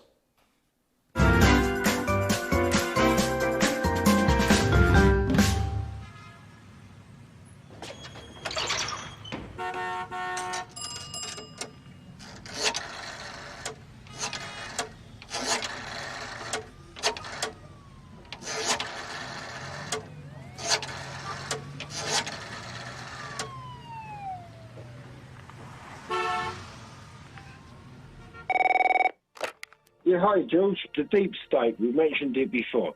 So rather than fear-mongering that everything that's going on at the moment with the COVID, the wars, blah, blah, blah, why aren't we all addressing the deep state rather than this fear-mongering that's going over and over again? How do you address it?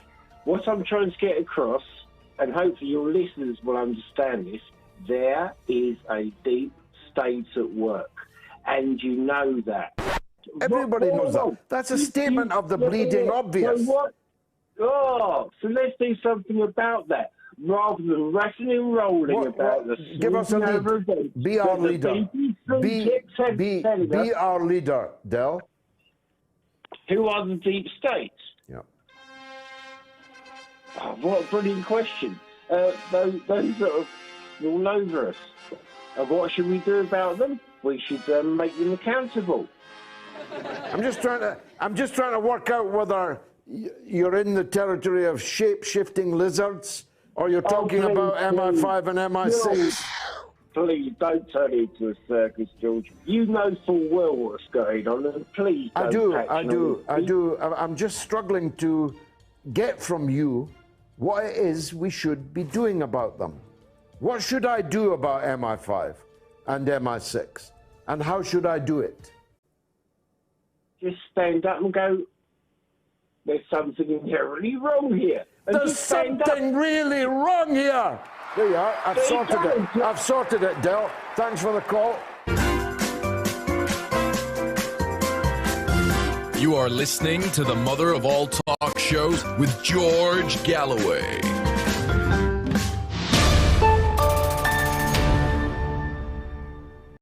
We never did hear from Del again. Maybe he was the deep state. I don't know. Del, if you're watching, please don't be offended. Come back. We miss you. Now, all this talk of France, where it seems to be getting worse by the hour for little Napoleon, reminds me unaccountably of my latest novel, Black Lake. If you've read Queensway, the first one, you'll definitely want to read the second one, Black Lake. And helpfully, we're selling both of them together at a knockdown price. So you can get Queensway and Black Lake for £8.99 plus postage. There's the detail there. You get them in my shop. I sign them, dedicate them to you. You can also get them on Amazon, but they won't be signed or dedicated. And I'll be selling them and signing them at my event in Newcastle on the 27th of this month at the Copthorne Hotel. Maybe we'll tell you about that later. Galloway Raider has just made my feather. Yeah, there's the Newcastle Copthorne Hotel, Monday the 27th of June at 7 p.m., where I'll be showing my film and answering questions about it. Killing Kelly at the Copthorne Hotel. Do please come along to that. There are still seats available. Galloway Raider just made my Father's Day. He has donated again, this time £89.99. God bless you, sir. Now on line one is Michael in Minneapolis. Always a pleasure. Go ahead, Michael. And always a pleasure to be on the show, George. So we're talking on a dark day, of course. As the British Home Secretary Priti Patel is going to extradite Julian Assange, and this is a day that I feared but hoped would never come. And I think what's really insidious about this is if you go back to the Obama administration, they wanted to prosecute Assange, but they decided that they could not prosecute Julian Assange without going after every single other major news outlet in the world that played it, including the New York Times, Der Spiegel, stuff like that, right? So now that here we are, and the worst has happened, and a man who's done nothing but publish true facts that the people have a right to know is being prosecuted for espionage by a country that he's not even a citizen of, as if the United States can prosecute anybody for espionage. So, George, how do we fight back? How do we deal with this? Because we can't allow Julian Assange's life to be destroyed like this. So what is your advice? What do you think the next step is for us? Well, I've been fighting it from the beginning for more than a decade now. There's not much we can do. It's in the courts. The courts cannot be directly pressured, neither by Parliament, and that's probably a good thing because the Parliament is worse than the bench, the judicial bench. But obviously the prevailing atmosphere in a country does influence both Parliament and the judiciary. And if we are to get anywhere with this, we have to greatly heighten the awareness of the citizenry, and we have to work better than we have worked so far. We have a significant body of opinion in Britain and in America that knows the Assange case and knows how egregious an act it is. But the vast majority of the people in both of our countries know nothing about it. I think Australia might be key.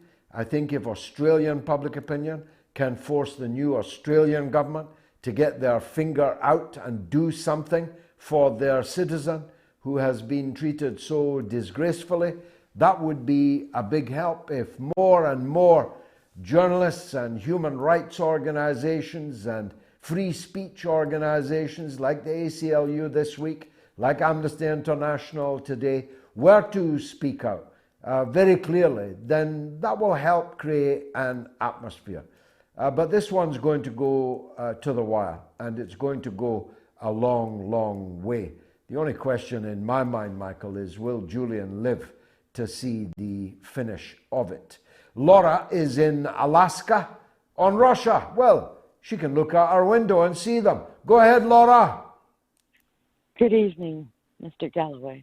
First off, I'd like to say Happy Father's Day to the world's fathers who, under all of these extreme conditions, are continuing to toil to take care of their families. May they be blessed in all they do. Amen. I wanted to speak about what I see happening. And this is from a world perspective. The World Economic Forum was preceded by what's called the Bilderberg Corporation, the Bilderbergs. They have long existed as Bilderberg Group, yeah. They've long existed as very extreme world globalists working together with NGOs, private-public cooperation. And as far as I'm concerned, since World War I, my country, the USA, has been doing a slow but controlled demolition of the entire world's nations' economies to keep them all colonies. via the manipulation lately of the COVID funds misuse and now the Ukraine conflict. By placing and doing what we've always done, my nation, my goodness, my nation is the whore of the universe. Since Nixon took us off the gold standard dollar and we went to the oil standard dollar, our deal with them was, of course, that everyone would have to buy oil in dollars in order to keep our economy up and going. And in turn, we utilize our military, which has 800 military bases in 80 countries, to be the bullies and to be the force that works hand in glove with these World Economic Forums, these Bilderberg elites of the elites, these so-called, how would you call them, masters of the universe. And well, I tell you what, Laura, as you describe it, and very accurately, it's a grim picture. The only thing I can say in response is they can only do all this as long as we allow it. If we get off our knees and stand up to them, then the great don't seem so great. And for masters of the universe, they look like a pretty weird bunch of oddballs to me. And I'm not prepared to let these weirdos of the World Economic Forum to run my life and to create misery for my children and grandchildren. And if everyone felt that way and acted that way, we could blow them away. We could all sneeze and drown them. That's how few of them there are and how many of us there are. So we mustn't be defeatist or pessimistic about this. The solution is in our hands. We simply have to resolve to take it. Richard is in Manchester on Assange. Go ahead, Richard. Good evening, George, and thank you ever so much for having me on your show tonight. It's a great, great privilege to come on and talk to the great man. Thank you, sir. Thank you. George, I've always had the feeling when I watch your fantastic performance in the Senate, and I often thought, why the heck did George get singled out for that? And then, of course, I put two and two together, and I get the Blairs and the Clinton crime family and so on getting together because you were a great advocate of no war in Iraq and eventually came off, and you were sacked for sticking up for this country and saying we don't want any more war. And Hillary Clinton with Julian Assange, this is only my humble opinion, is holding him responsible for the thousands of emails that were released, which she's saying, and she's gone on record as saying, he cost her the presidency and would eventually pay for it. Hence his imprisonment here. Then we have the Clinton crime family association with the Blair family, and of course, which has gone on from 1970, they're best of big money buddies, and Sherry Blair is a serious contender for being a great manipulated judge and a very powerful in British law. If you put those two things together, there's not much chance for Julian Assange unless we can do something about it. And at the moment, Sir Anthony's got a garter on his left leg or right leg, whichever one he puts it on. And it's like, it beggars belief, George, that all these people, and then Sturgeon comes along and she goes out to see Pelosi, who in the absence of their president, who is brain dead, is making all these decisions as and when she wants. Sturgeon photographed with everybody in the Senate, and it's just like goes on and on and on. And the lady from America you've just had on was absolutely wonderful. It's true what you say, and we know it would be a fairer world if you were in charge of it, George, but us poor people can sit and listen to great shows like yours and put our spin on what is happening in the world, but we don't have a lot of effect. The only thing I've been thinking is if 17.4 million Brexiteers did something which you're far more intelligent than me that could be arranged to say, listen, we have to keep democracy in this country. Blair at the moment is trying to smash democracy. He's coming out and saying we're idiots, we're fools, and everything else. And he's getting to be one of the most hated men in the world. Whether he enjoys that notoriety, I don't know. But he's certainly trying, and it leaves us looking and thinking, we've got to fight, and we've got to fight harder, and we've got to do what George would do, and that is keep fighting until the very end, because there's going to come a crunch in this country, George, when we decide whether we want to let them ride roughshod over us or whether we want to stay. And I hope for my great-grandchildren, my grandchildren, everybody else, to have a better country here, because it's a great country without these idiots. Well, that's a powerful tour de force. I shan't try to replicate it, Richard. Brilliantly stated. I agree with you that the Brexit constituency is perhaps the best hope for Britain. That's why I propose a Liberty Alliance of all those who support the independence of Britain from Europe, but also from the United States. You said that Joe Biden was brain dead. Well, if you saw him fall off a stationary bicycle on video yesterday, if he wasn't brain dead before, he probably is now. Jim is in Colorado. Let's hear from him. Jim, go ahead, sir. Yes, hi, George. Happy Father's Good, go Day. on. And, Thank you, sir.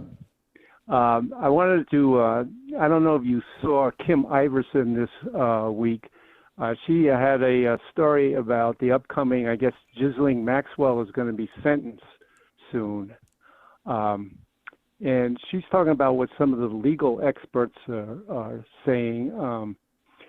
We have Ghislaine who's been convicted of sex trafficking, okay? But we don't know who the people are who were, these kids were sex trafficked to, if you're following me, okay?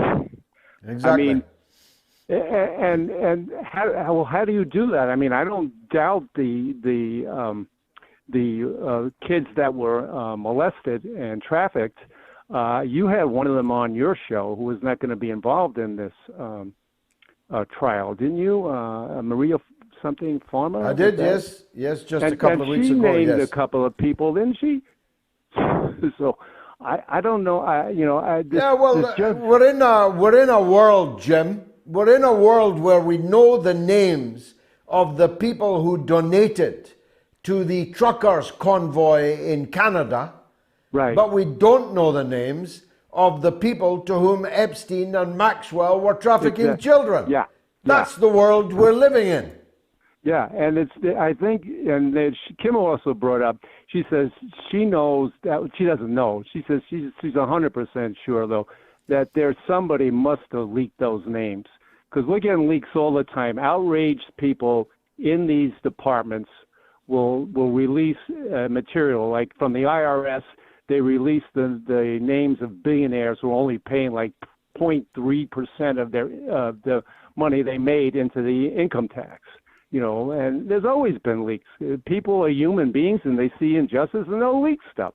And she thinks that the media is this sort of the firewall, that the reporter will submit, a story, and it won't get printed. And this has happened before in this country with things involving the CIA. Well, there's always social media, Jim. If your newspaper won't print it, you could always put it on social media. Jim, thanks for the call.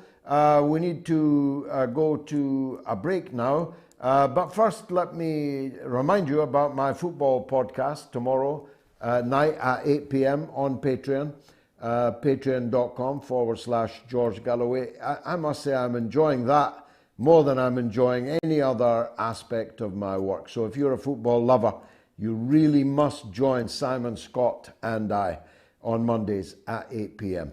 patreon.com/George Galloway. More super chats have come in. Cheslin Ellis donated Zimbabwean 32. Thank you so much. Is it Zimbabwean or South African? Anyway, thank you, sir, from South Africa. Thank you, Cheslin. And Boke donates €5. Gigi, whatever happened to Doogie in Beirut, later in Jerusalem, and then in Liverpool, all the while probably in Ward 5. You got it, brother. That's exactly where he was. Doogie, if they'll let you, if you don't have your hands in a straitjacket, pick up the phone. We all would love to hear your Black Country accent. Again, let me take a quick break. I'll be right back.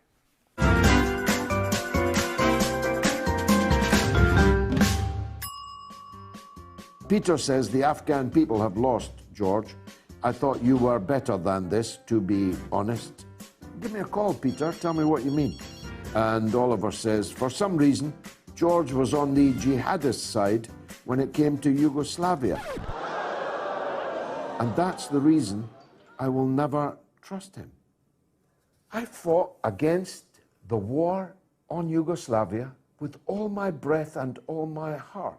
Me and Tony Benn and Jeremy Corbyn and others were practically the only people in this country opposing the war on Yugoslavia, the destruction of Yugoslavia.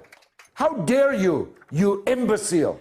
If you have any guts, you'll pick up the phone right now and call this show and justify that utter slander. Really. And Yoda says, love the show. Best entertainment and education on the airwaves.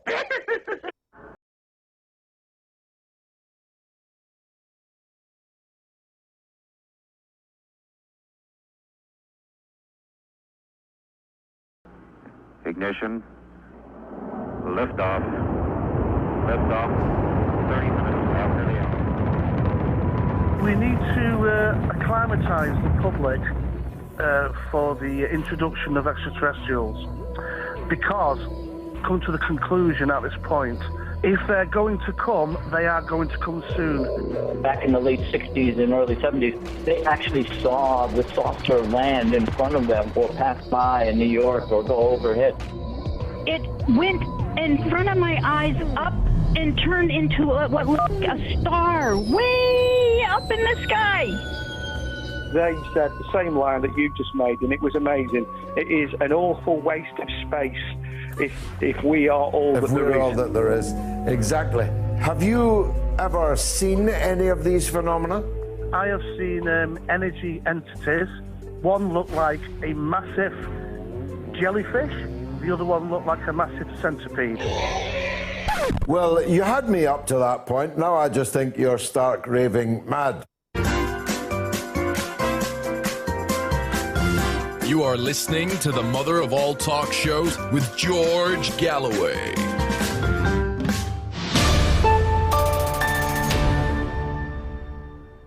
It is wonderful listening back to the old callers, I must say. A massive centipede. Ian Puddock, my good friend, sends this. The value of human life as measured by reinsurance is 1 Japanese, 2 US, 3 UK, EU. Just to prove my point. Thanks, Ian, for that. That last poll is now history. It was overwhelmingly that Assange should not be extradited. I think an average of 5% thought that he should. God knows who they are. But the new poll is now up and running. Will Priti Patel's Rwanda flight ever take off? A, yes. B, no. You can vote on my Twitter feed, on my YouTube channel, which is still at 199,000 subscribers. So either you're not subscribing or, unaccountably, YouTube are not recording your subscription. On Telegram also, will Priti Patel's Rwanda flight ever take off? A yes, B no. Let's go over to Gayatri, see what's happening on social media. What's rattling, Gayatri? Well, I wanted to start with an email from Derek, who says that, I believe it was Alexi Sale, who said of Priti Patel that she's the kind of person that would unplug your life support machine to charge her phone. Funny enough, Priti Patel plays a role in both of our polls. So this one could, apply to both, either one, the first or the second. Going back just to the previous one, Cher Sydney says, Scott Morrison's Australian government did irreparable damage to Julian Assange and openly showed the extent to which Australia has become a US vassal state. And you earlier asked... We've got a heroic Australian coming up. Major David McBride will be up speaking for the real Australian people. But yes, you're right about Scott Morrison's government. Yeah. Question is, will the so-called Labour government be any different or better? Yeah, indeed. Now, you asked who this average of 5% were who actually want Julian Assange to be extradited. I found one of them, and he or she calls himself the citizen of everywhere, #FBPE, saying he should have been extradited to Sweden for rape, but this is better than nothing. I mean, it's really disturbing, disturbing. Well, that is disturbing, but it is the FBPE crowd. They literally are the scum of the earth. And the fact that they shop in Waitrose and shuffle in their soft shoes and think of themselves as, oh, so superior to everyone else doesn't alter the fact that they are, in fact, scum. They are scum in human form. And that vile, foul, lying communication from the scumbag who wrote it, who doesn't have the guts to phone me up right now and face me on this show and defend that vile scum letter that you've just written. Why don't you? You gutless coward. Pick up the phone and let's have this out, man to man. If I see you in Waitrose, I'll kick your quinoa right out of your hands. Go ahead. It's hard to find a Waitrose around here, though, honey. Now, Che Blue says, expecting American Anglo-Saxon to contemplate peace is like expecting greed to share.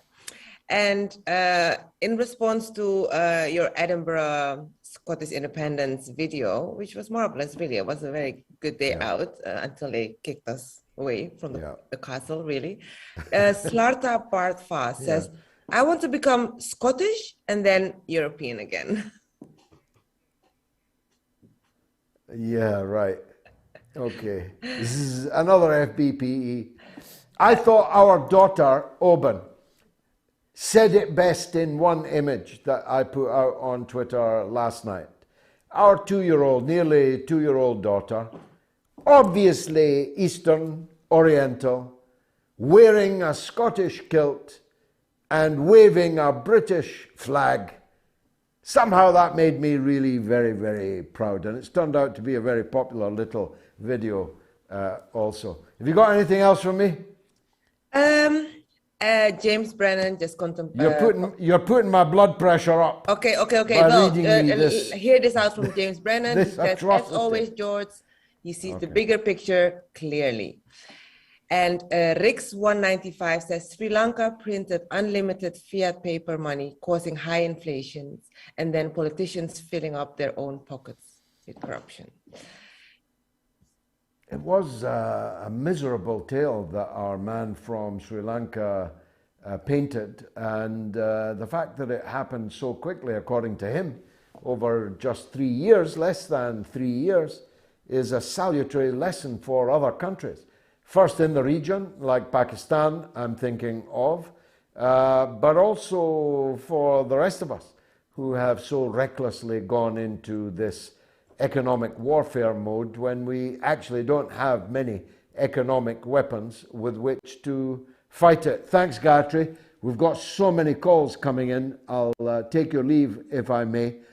Thanks for that roundup. The new poll is going great guns, so get voting now. Now, my YouTube subscriber list at 9:06 was 199,585. 415 left to go. That was 5 minutes ago. Surely this audience can get me 415 subscriptions so that I can celebrate the fact that YouTube will have to give me a plaque as the man that got to 200,000 subscribers, making me 1/5 of Jimmy Dore. Keep it in perspective. Jason Stewart donated £8.99 on Super Chat. Thanks, Jason. Please accept my small donation, he says, towards the mother of all talk shows. Nothing small about it, sir. I'm happy to get £1, $1 donations. Thank you. He says, I'm a shining light. The shining light is you, Jason. Rim says, SEK, Swedish krona, 55. These sound like really great numbers. I'm hoping for a strong Swedish krona, but I have no idea what that's worth, but I'm grateful for it, whatever it's worth. Let's go to Edward in Oregon on gun violence. Go ahead, Edward. I'd like to speak today about gun violence and drug abuse, which I think is the primary cause of the gun violence. Go ahead, sir. Guns alone, I own guns. I don't go out and kill people. I know lots of people that own guns. They don't go out and kill people. But that Uvalde killing, turns out that the boy involved, the entire family was involved with drugs, using and selling them. Good chance that he was high as a kite when he did what he did. Now, there are some preliminary studies that show that the marijuana that's in the stores where I live now is currently in the THC content is in the 70, 80, 90% range THC. And the preliminary studies indicate that that can induce paranoid schizophrenia from constant use. And of course, you put paranoid schizophrenia in the hands of somebody with a gun, you're going to get what you get. You know, they're going to shoot up schools, they're going to shoot up anything. We need to go back to the drug laws of the early 1900s when they made everything illegal. Because unfortunately, in Oregon, where I live right now, they have made everything legal. If you are caught with heroin, you get a $100 ticket. If you are caught with oxycodone, you get a $100 ticket. If you're caught with cocaine, that's a $100 ticket. And there are marijuana stores in every shopping mall. We got to go back to the 1900s. We have to make everything illegal, and if it involves putting people in prison for it, well, that's just too bad. The drug sellers should be in prison. Drug users should be in treatment programs. That's about all I have to say.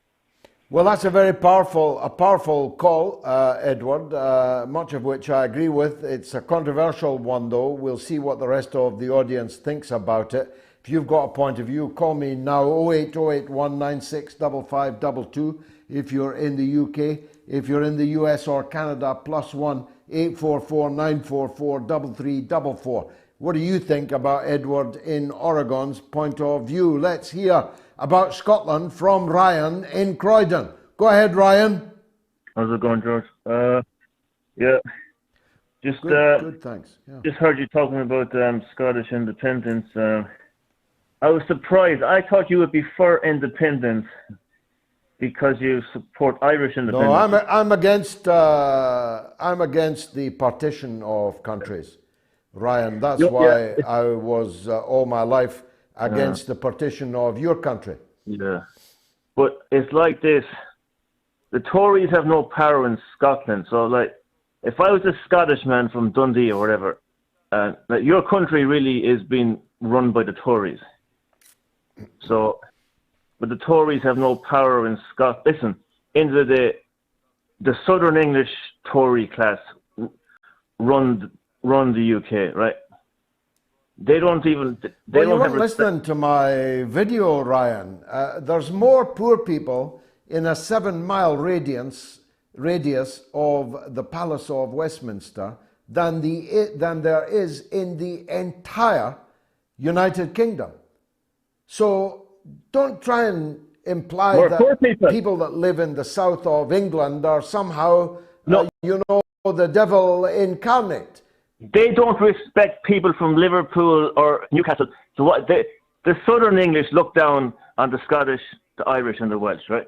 So should we partition the country 3 times then? What have they a Southern fear England, a Northern England, English, and a Scotland? How many partitions do you want for my country? What the Tories fear the most is a wealthy, prosperous Scotland. You have a small population. You could be like Sweden, Denmark, Norway. A small population. It's just such bollocks. Ryan, it's such economically illiterate bollocks. I can hardly bring myself to mix it with you. There's people in England, when they hear your accent, prosperous Scotland. In England, when they hear your accent, they think, this peasant, this Scottish peasant talking. Is that what you think they think of me? Is that what you think they think of Kirsty Wark? Is that what you think they thought of James Naughty, of Andrew Neil, when they hear their accents? Is that, well, look, talking of the British Army, Ryan, again, if you'd actually listened to my video, the majority of the killers of the occupied peoples of the British Army were playing bagpipes and wearing kilts. So I don't get where your idealized version of the Scotsman in your imperial picture actually comes from. It clearly doesn't come from the streets of Belfast or Derry, because if it did, you'd know exactly the role of Scottish soldiers in that oppression. If you had any historical knowledge, you'd know that Scotland occupied Ireland before Britain even existed, before the Irish even turned up. Of course, you'd know these things if you'd actually watched my video instead of your Pavlovian, Irish, knee-jerk, nationalistic response. Last word to you, Ryan. It's the Ulster plantations. They were sent over by the English to take the land off the native Irish. No, they were. Look, you're an ignorant fool. They weren't sent over by the English. The Scottish invaded Ulster before England, before Britain even existed.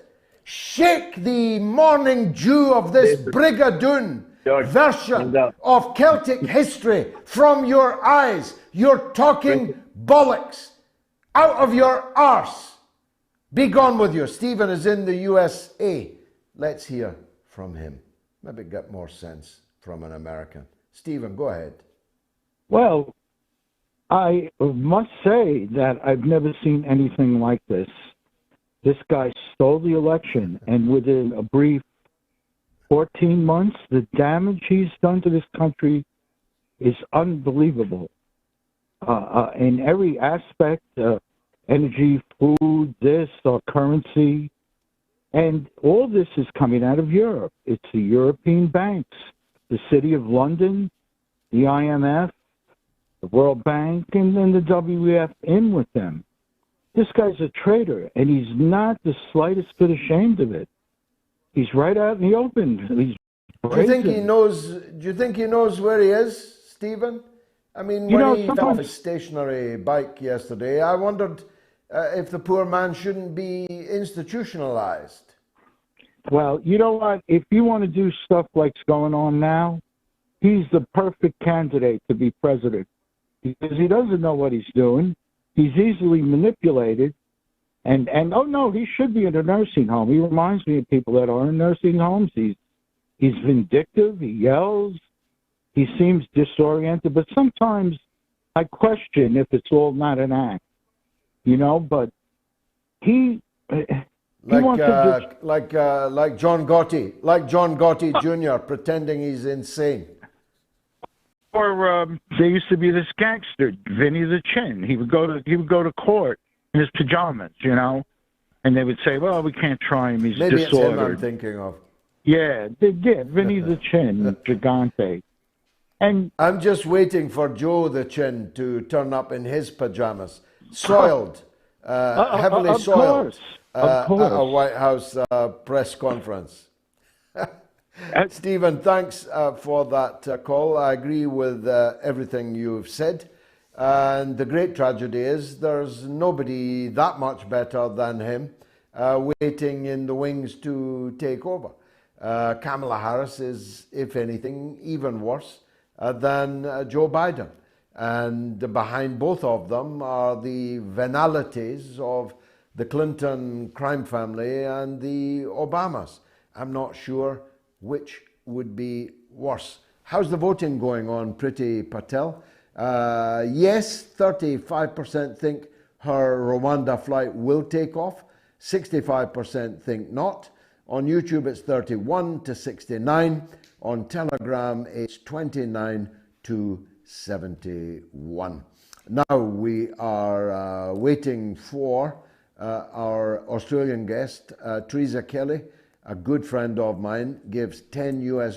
God bless you, as always, Teresa.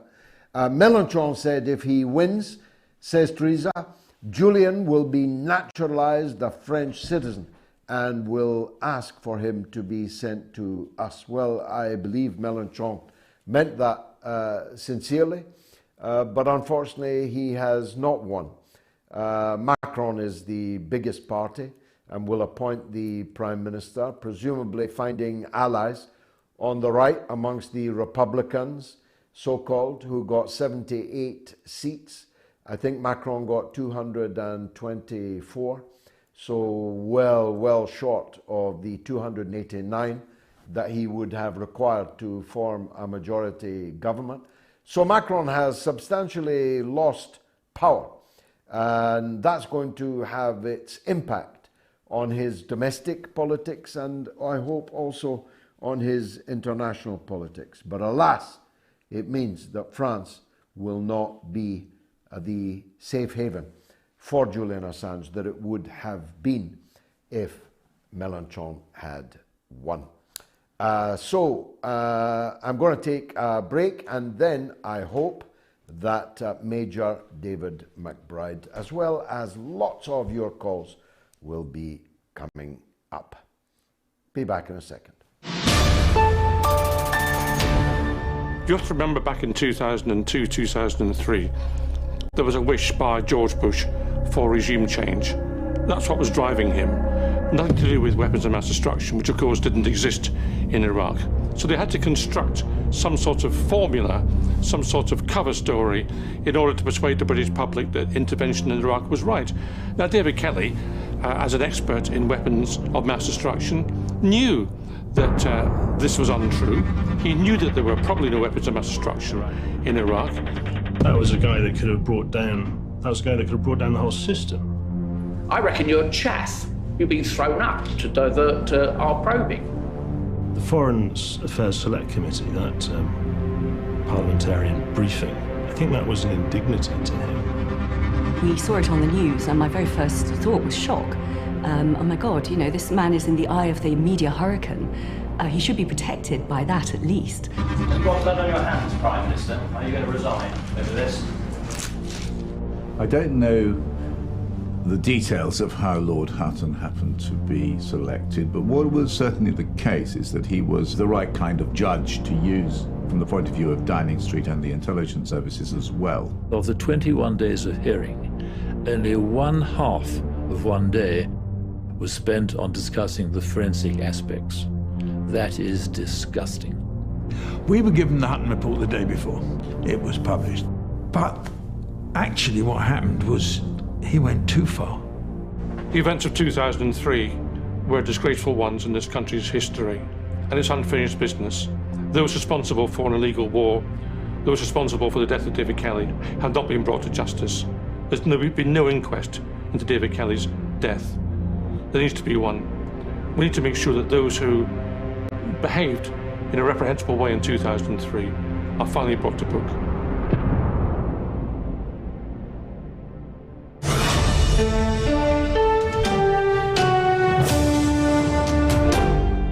Global higher education with one of the world's best-known iconoclasts. the mother of all talk shows, with George Galloway.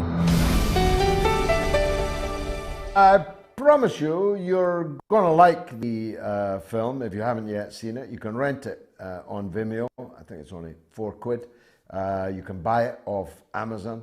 You can buy it off my shop. But much better is to come together with me in a showing of the film, like the one that we're doing on the 27th of this month in Newcastle. So if you're in any travel distance to Newcastle, which is a great city, by the way, and great people, then please join me there at the Copthorne Hotel, starting at 7 o'clock, finished about 10 if you're thinking of planning journeys home and so on. Let's press on. Calls from Washington, where Michael wants to talk about Palestine. Go ahead, Michael. Yes, thank you. That fellow who was on passionately, that used to be on RT, I hear, talking about the, Abdel Bari, yeah. Yeah.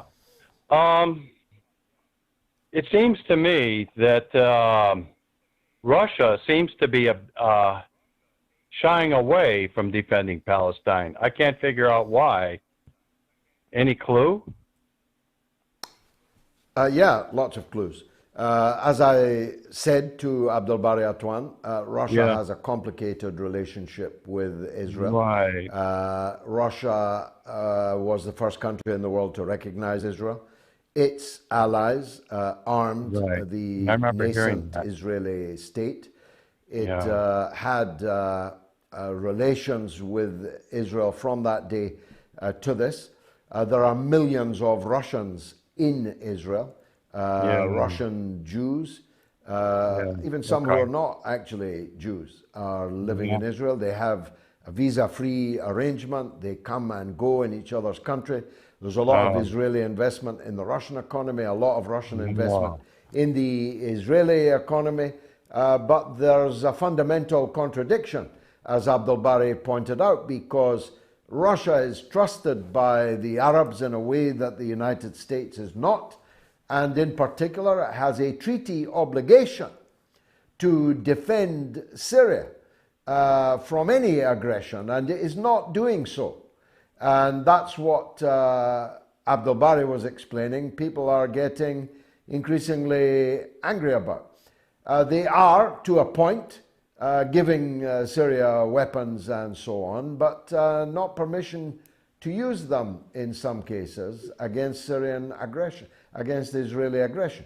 Still less are the Russian forces actively defending Damascus against this kind of gratuitous, egregious attack. And I would have hoped that contradiction is beginning to come to a point, and that the Russian tone in the last week or so sends the message to Israel that you are crossing lines that we cannot forever allow you to cross.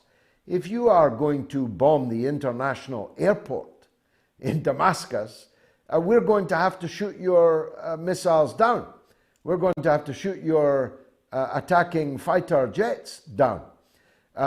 If you are going to launch a war against Lebanon, that will have a serious effect on us and our ally, Syria. So I think Abdel Bari was expressing a frustration that is widely felt across the Arab world, and I hope that the Russians listen to it.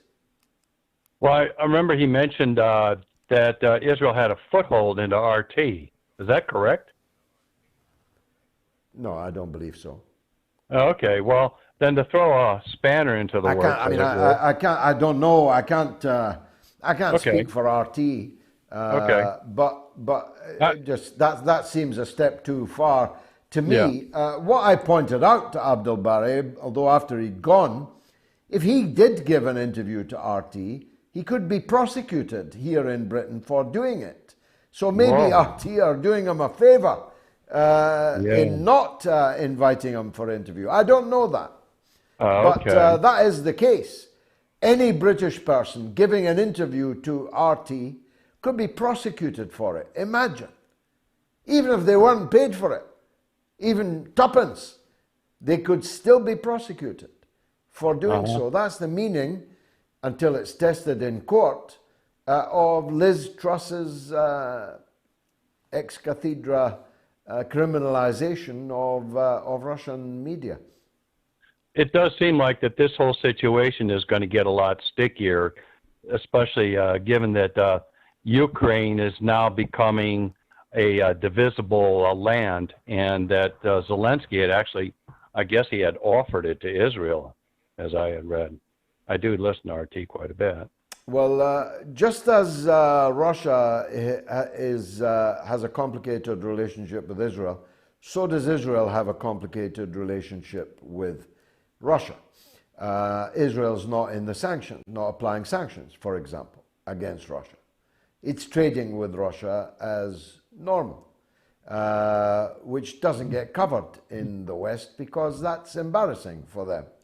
Israel is their plaything that they pay everything for, but Israel isn't playing the game for them vis-a-vis Ukraine, for example.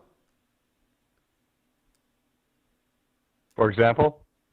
We've lost Michael.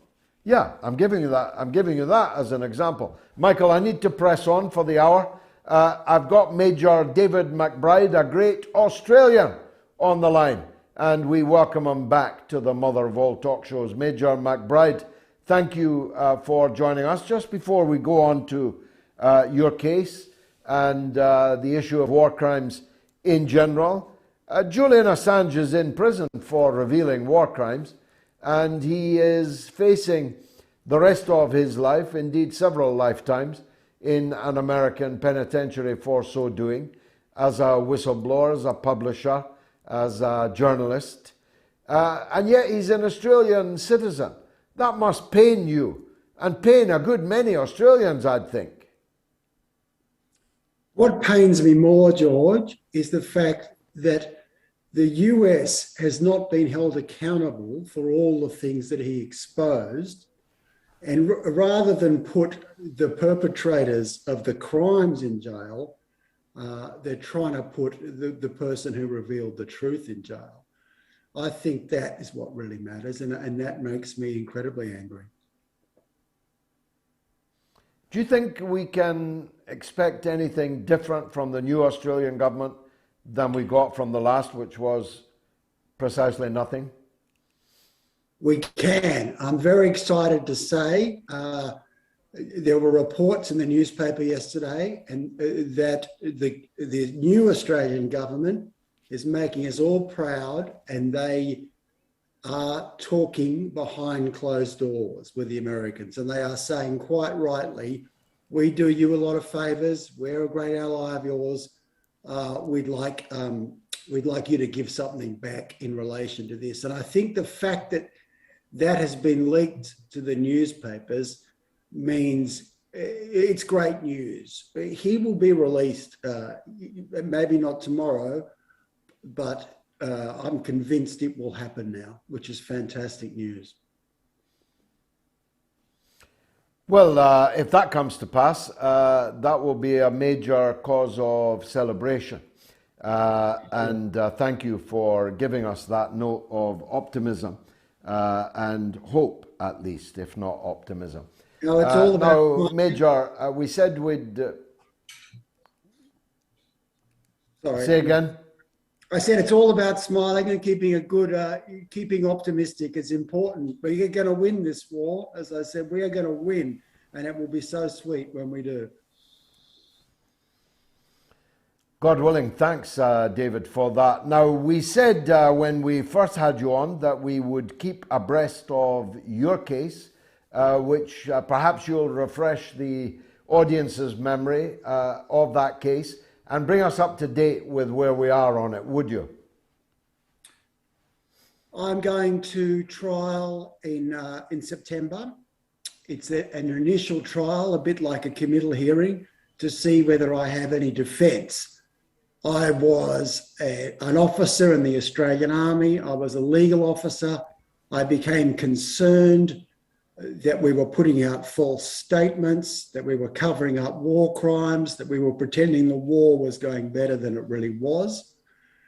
I made internal complaints. They were ignored. I went to the media.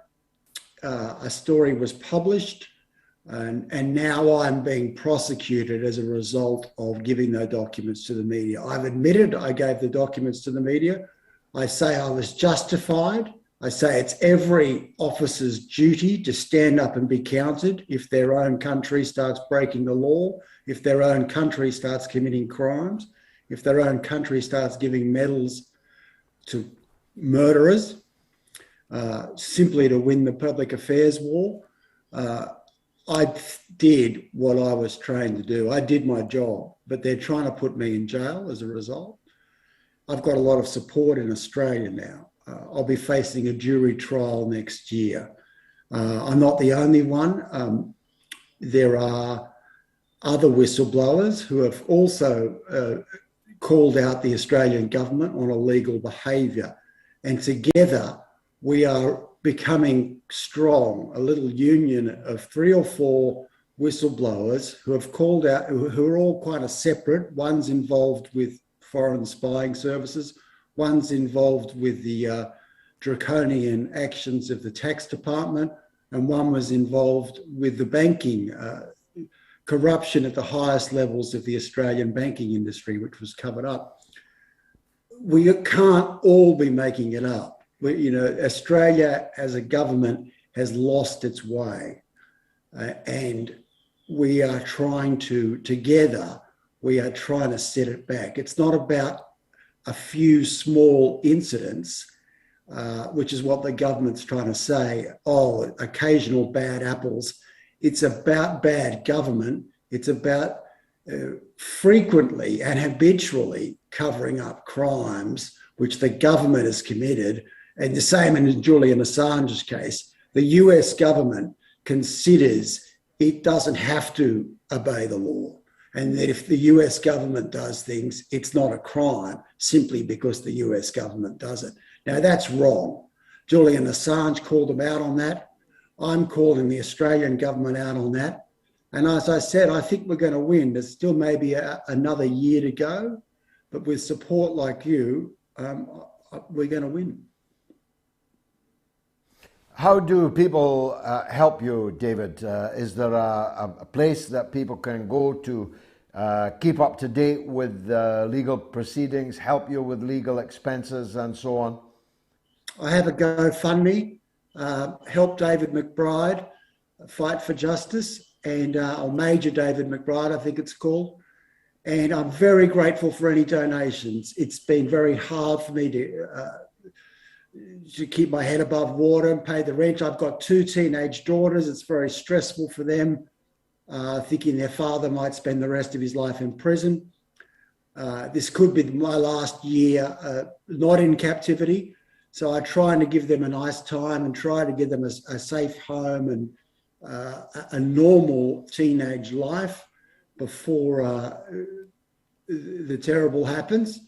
And so, anyone who can send me a few pounds, it's greatly, greatly appreciated. You're an officer and a gentleman. Major David McBride will keep abreast of this case right to the very end, I assure you. Thanks for joining us on the mother of all talk shows. The second poll, will Priti Patel's Rwanda flight ever take off? Yes, 40%. No, 60%. That's on Twitter. On YouTube, it is yes, 31%, no, 69%. And on Telegram, yes, 30%, no, 70%. Wow. Now on Super Chat, GDNPB gives $10 US. Much obliged to you. And then Simon, I think, is on line 1.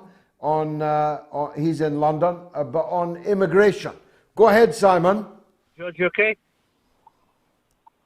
Yes, looking forward to hearing your point of view, sir. That's great. Well, people are blaming immigration on all sorts of things. You've got some people saying the European Court of Justice has too much power, you know.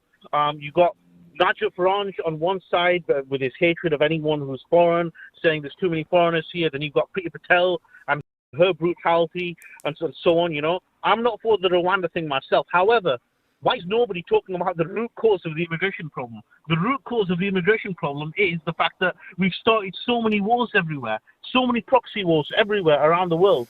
So if not immigration, then what would we expect, you know? And not only that, these wars... Well, look, there's no doubt that our wars and proxy wars have caused massive population transfer and floods of refugees. Yeah. Most of those have gone elsewhere, not to Britain. Most of those are in Jordan, in Lebanon, in Turkey, in Syria. Most of those are in the countries nearby where the wars that we have initiated, prosecuted, instigated have taken place. And some of the refugees from those wars are amongst those claiming political asylum in Britain. But it's not But I've got to disabuse you, Simon. The vast majority of them are not coming from war zones. Yeah, A very significant number of people come across the channel in a dinghy from Albania. Albania is not a war zone. It has never been a war zone since 1945. Anyone arriving from Albania is ipso facto not an asylum seeker, not a refugee. They are an economic migrant. Ditto Kurdistan. There's been no war in Kurdistan for 30 years.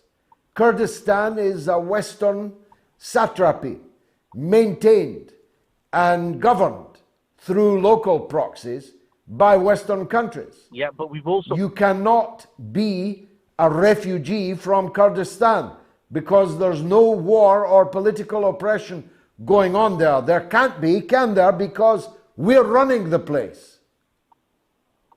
Well, we've placed a lot of economic sanctions, or not sanctions necessarily, but we've controlled the economy there in such a way that these people don't have anything to do. They're helpless, and they've got no choice. Anyone would do...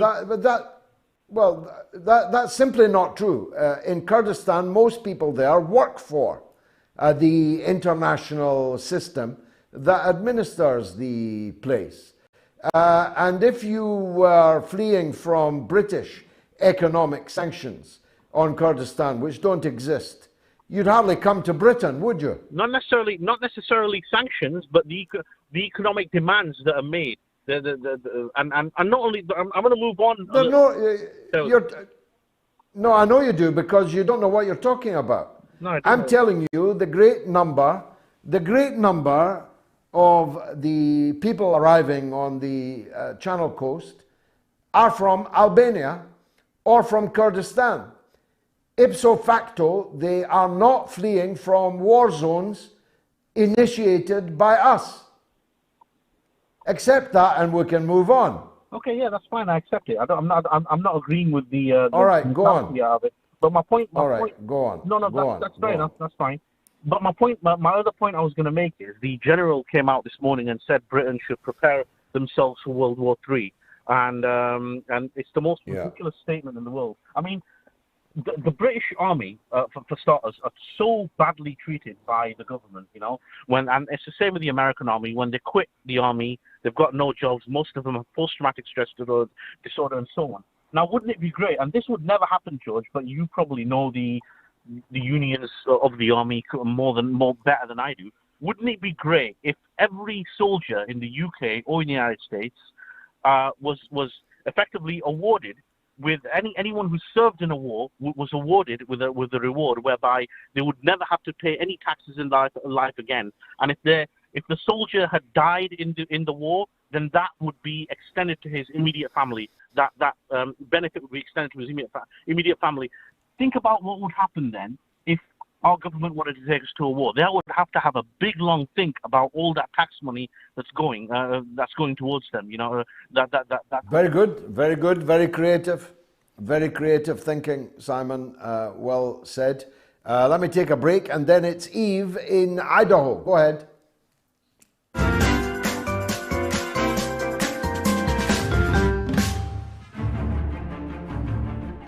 There is no trick other than hard work, creativity, care, and recognizing that duty is more important than love. The booming voice of Robert Maxwell, an arrogant man who used his publishing empire to gain him power and influence. But in this shocking account, never told before in this way, George Galloway recalls his first encounter with Maxwell. It looked like a grizzly bear advancing towards me and punches me with these giant fists, like sides of ham, right in the solar plexus, so hard that I literally bent double. Then, after George exposed Maxwell as a crook in Parliament, it was war. Every one of his papers, the Daily Mirror, then following the Sunday Mirror, the Sunday People, the Daily Record, then a few days later the Sunday Mail in Scotland. Even the European, which he then owned. All over Galloway. Scottish Daily News journalist Ron Mackay was there. Every night, presumably when he had a drink in him, he would boom over the tannoy about the cretins, the fools. The majority of the workforce believed that he would take it over and their jobs would be secure. But of course he didn't. He just disappeared. And then... The millionaire newspaper publisher Robert Maxwell is dead. What really happened? Did Robert Maxwell jump, or was he pushed? It could be that he went out to, as he did, micturate over the side of the boat. I'm with Ghislaine Maxwell in that I lean towards the murder. This is Maxwell, the monster. You said, what is my secret? I will let you and your viewers know what it is. I'm not attached to property. Consequently, losing it or gaining it means nothing to me.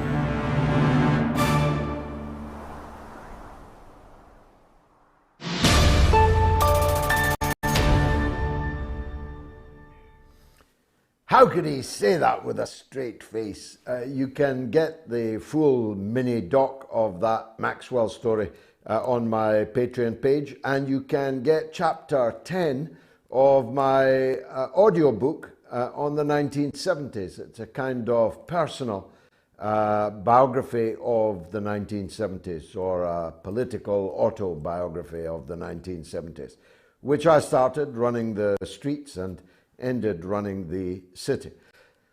Not as a gangster, but as a political leader. The 1970s was a great, great decade, filled with wonderful music and films and tumultuous political events. And the working class had power in the 1970s and had leaders that were not afraid to use it. You'll enjoy it, I'm sure. My YouTube subscribers have risen to 199,620. So it doesn't look like I'm going to get to the 200,000 tonight. Maybe next week I'll be able to report that we have made it. But thanks those of you who did subscribe. Will Priti Patel's Rwanda flight ever take off? Yes, 39, no 61. Yes, 31, no 69. Yes, 30, no 70. Let's go to Eve in Idaho, followed by Chuck in San Diego. Go ahead, Eve. Okay, I have the following scenario that I would like to submit to you. Let's suppose we are in 2023, the war in Ukraine is finished, and there are trials in Russia where many dozens of British and US mercenaries are tried and risk 155 years in prison. And the US and the UK are furious and argue that they should be treated according to the Geneva Convention. And Putin tells them, take them up on that. And I say, look, I have a deal for you.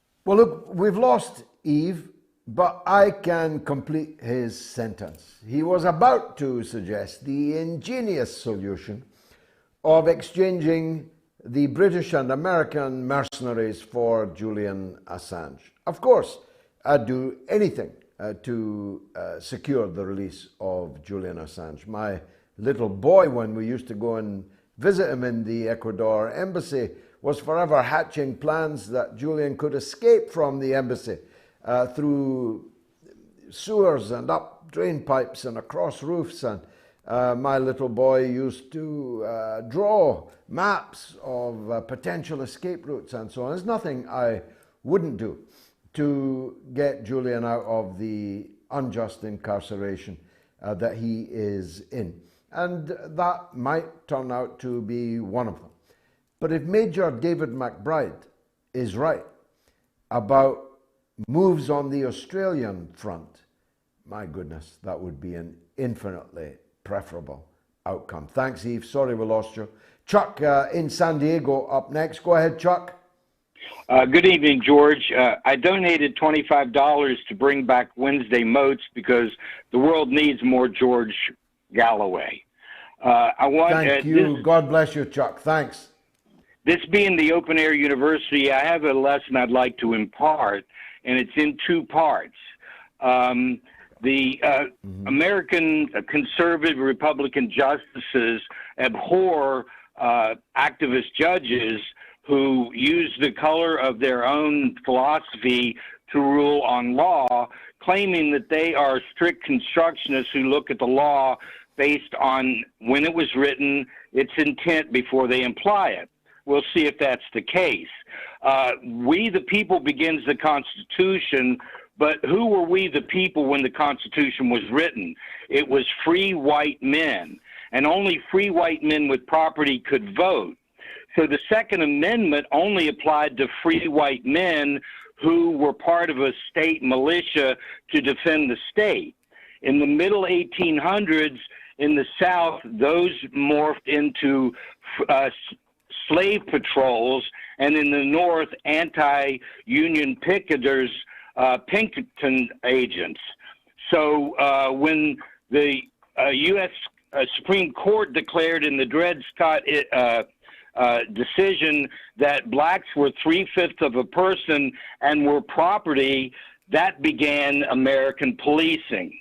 Now, in terms of the First Amendment, it states basically that the U.S. government will make no law abridging the freedom of speech. But it has done that with the 1917 Espionage Act.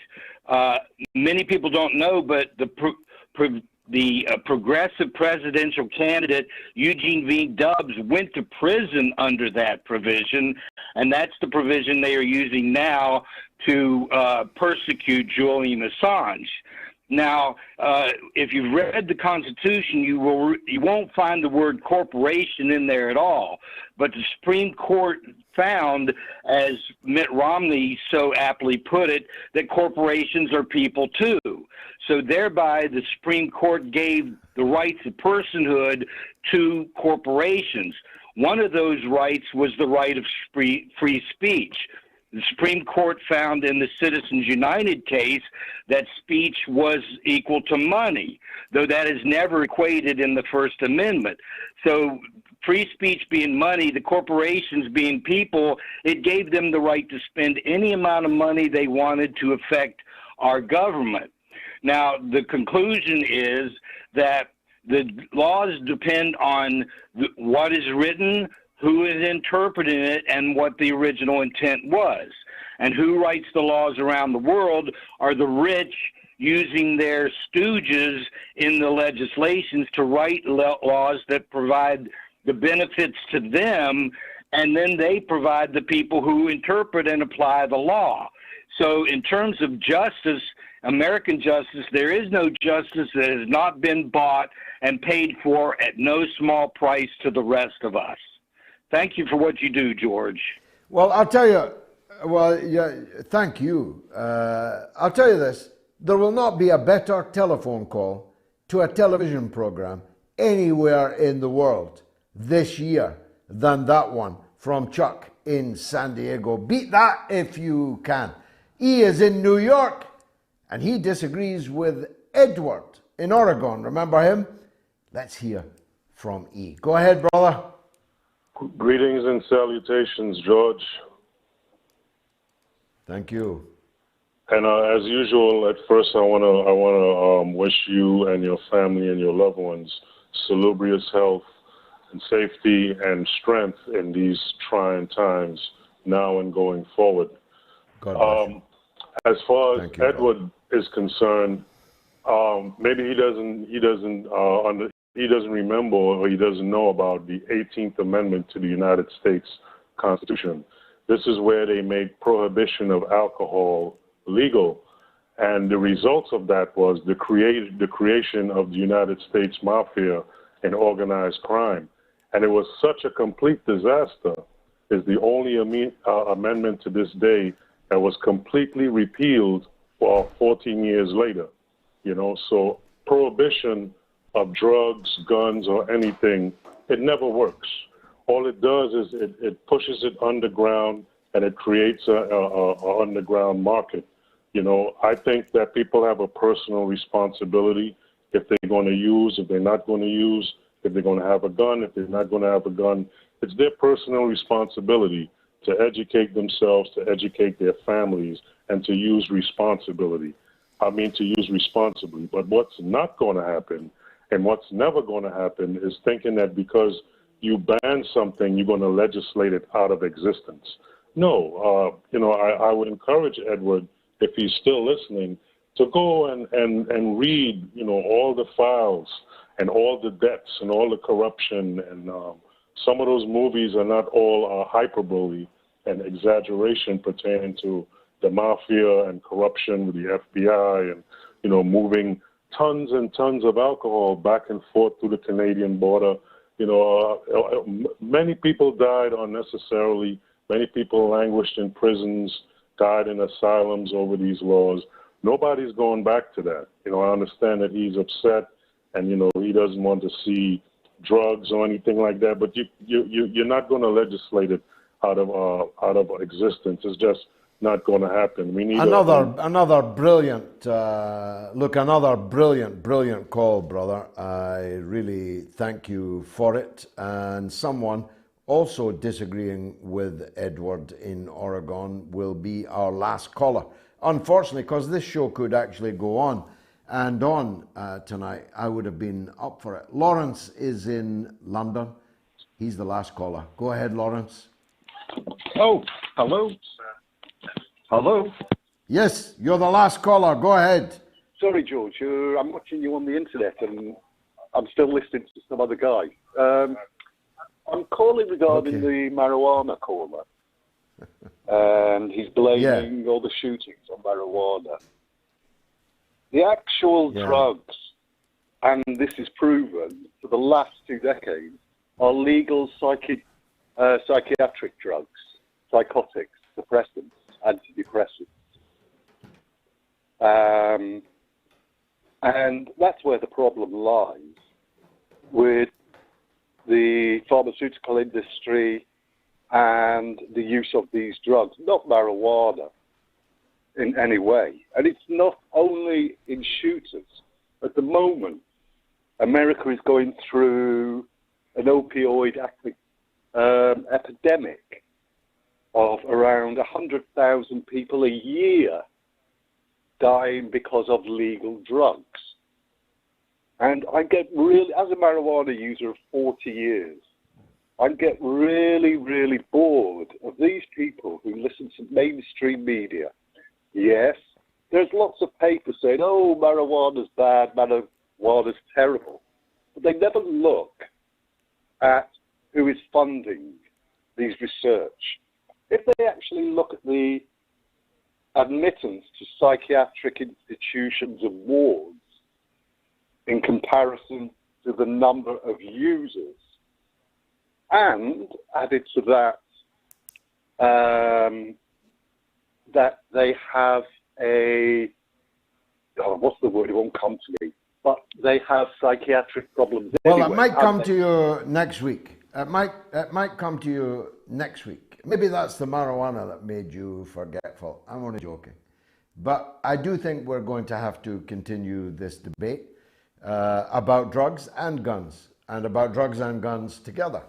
And we need a poll on it, if my colleagues will please note, because clearly there are severely divided opinions on this, including my own. I've found sense in what's been said by both sides this evening. It hasn't made me question my fundamental opposition to intoxicants of all kinds, but it is food for thought. See you next week, God willing.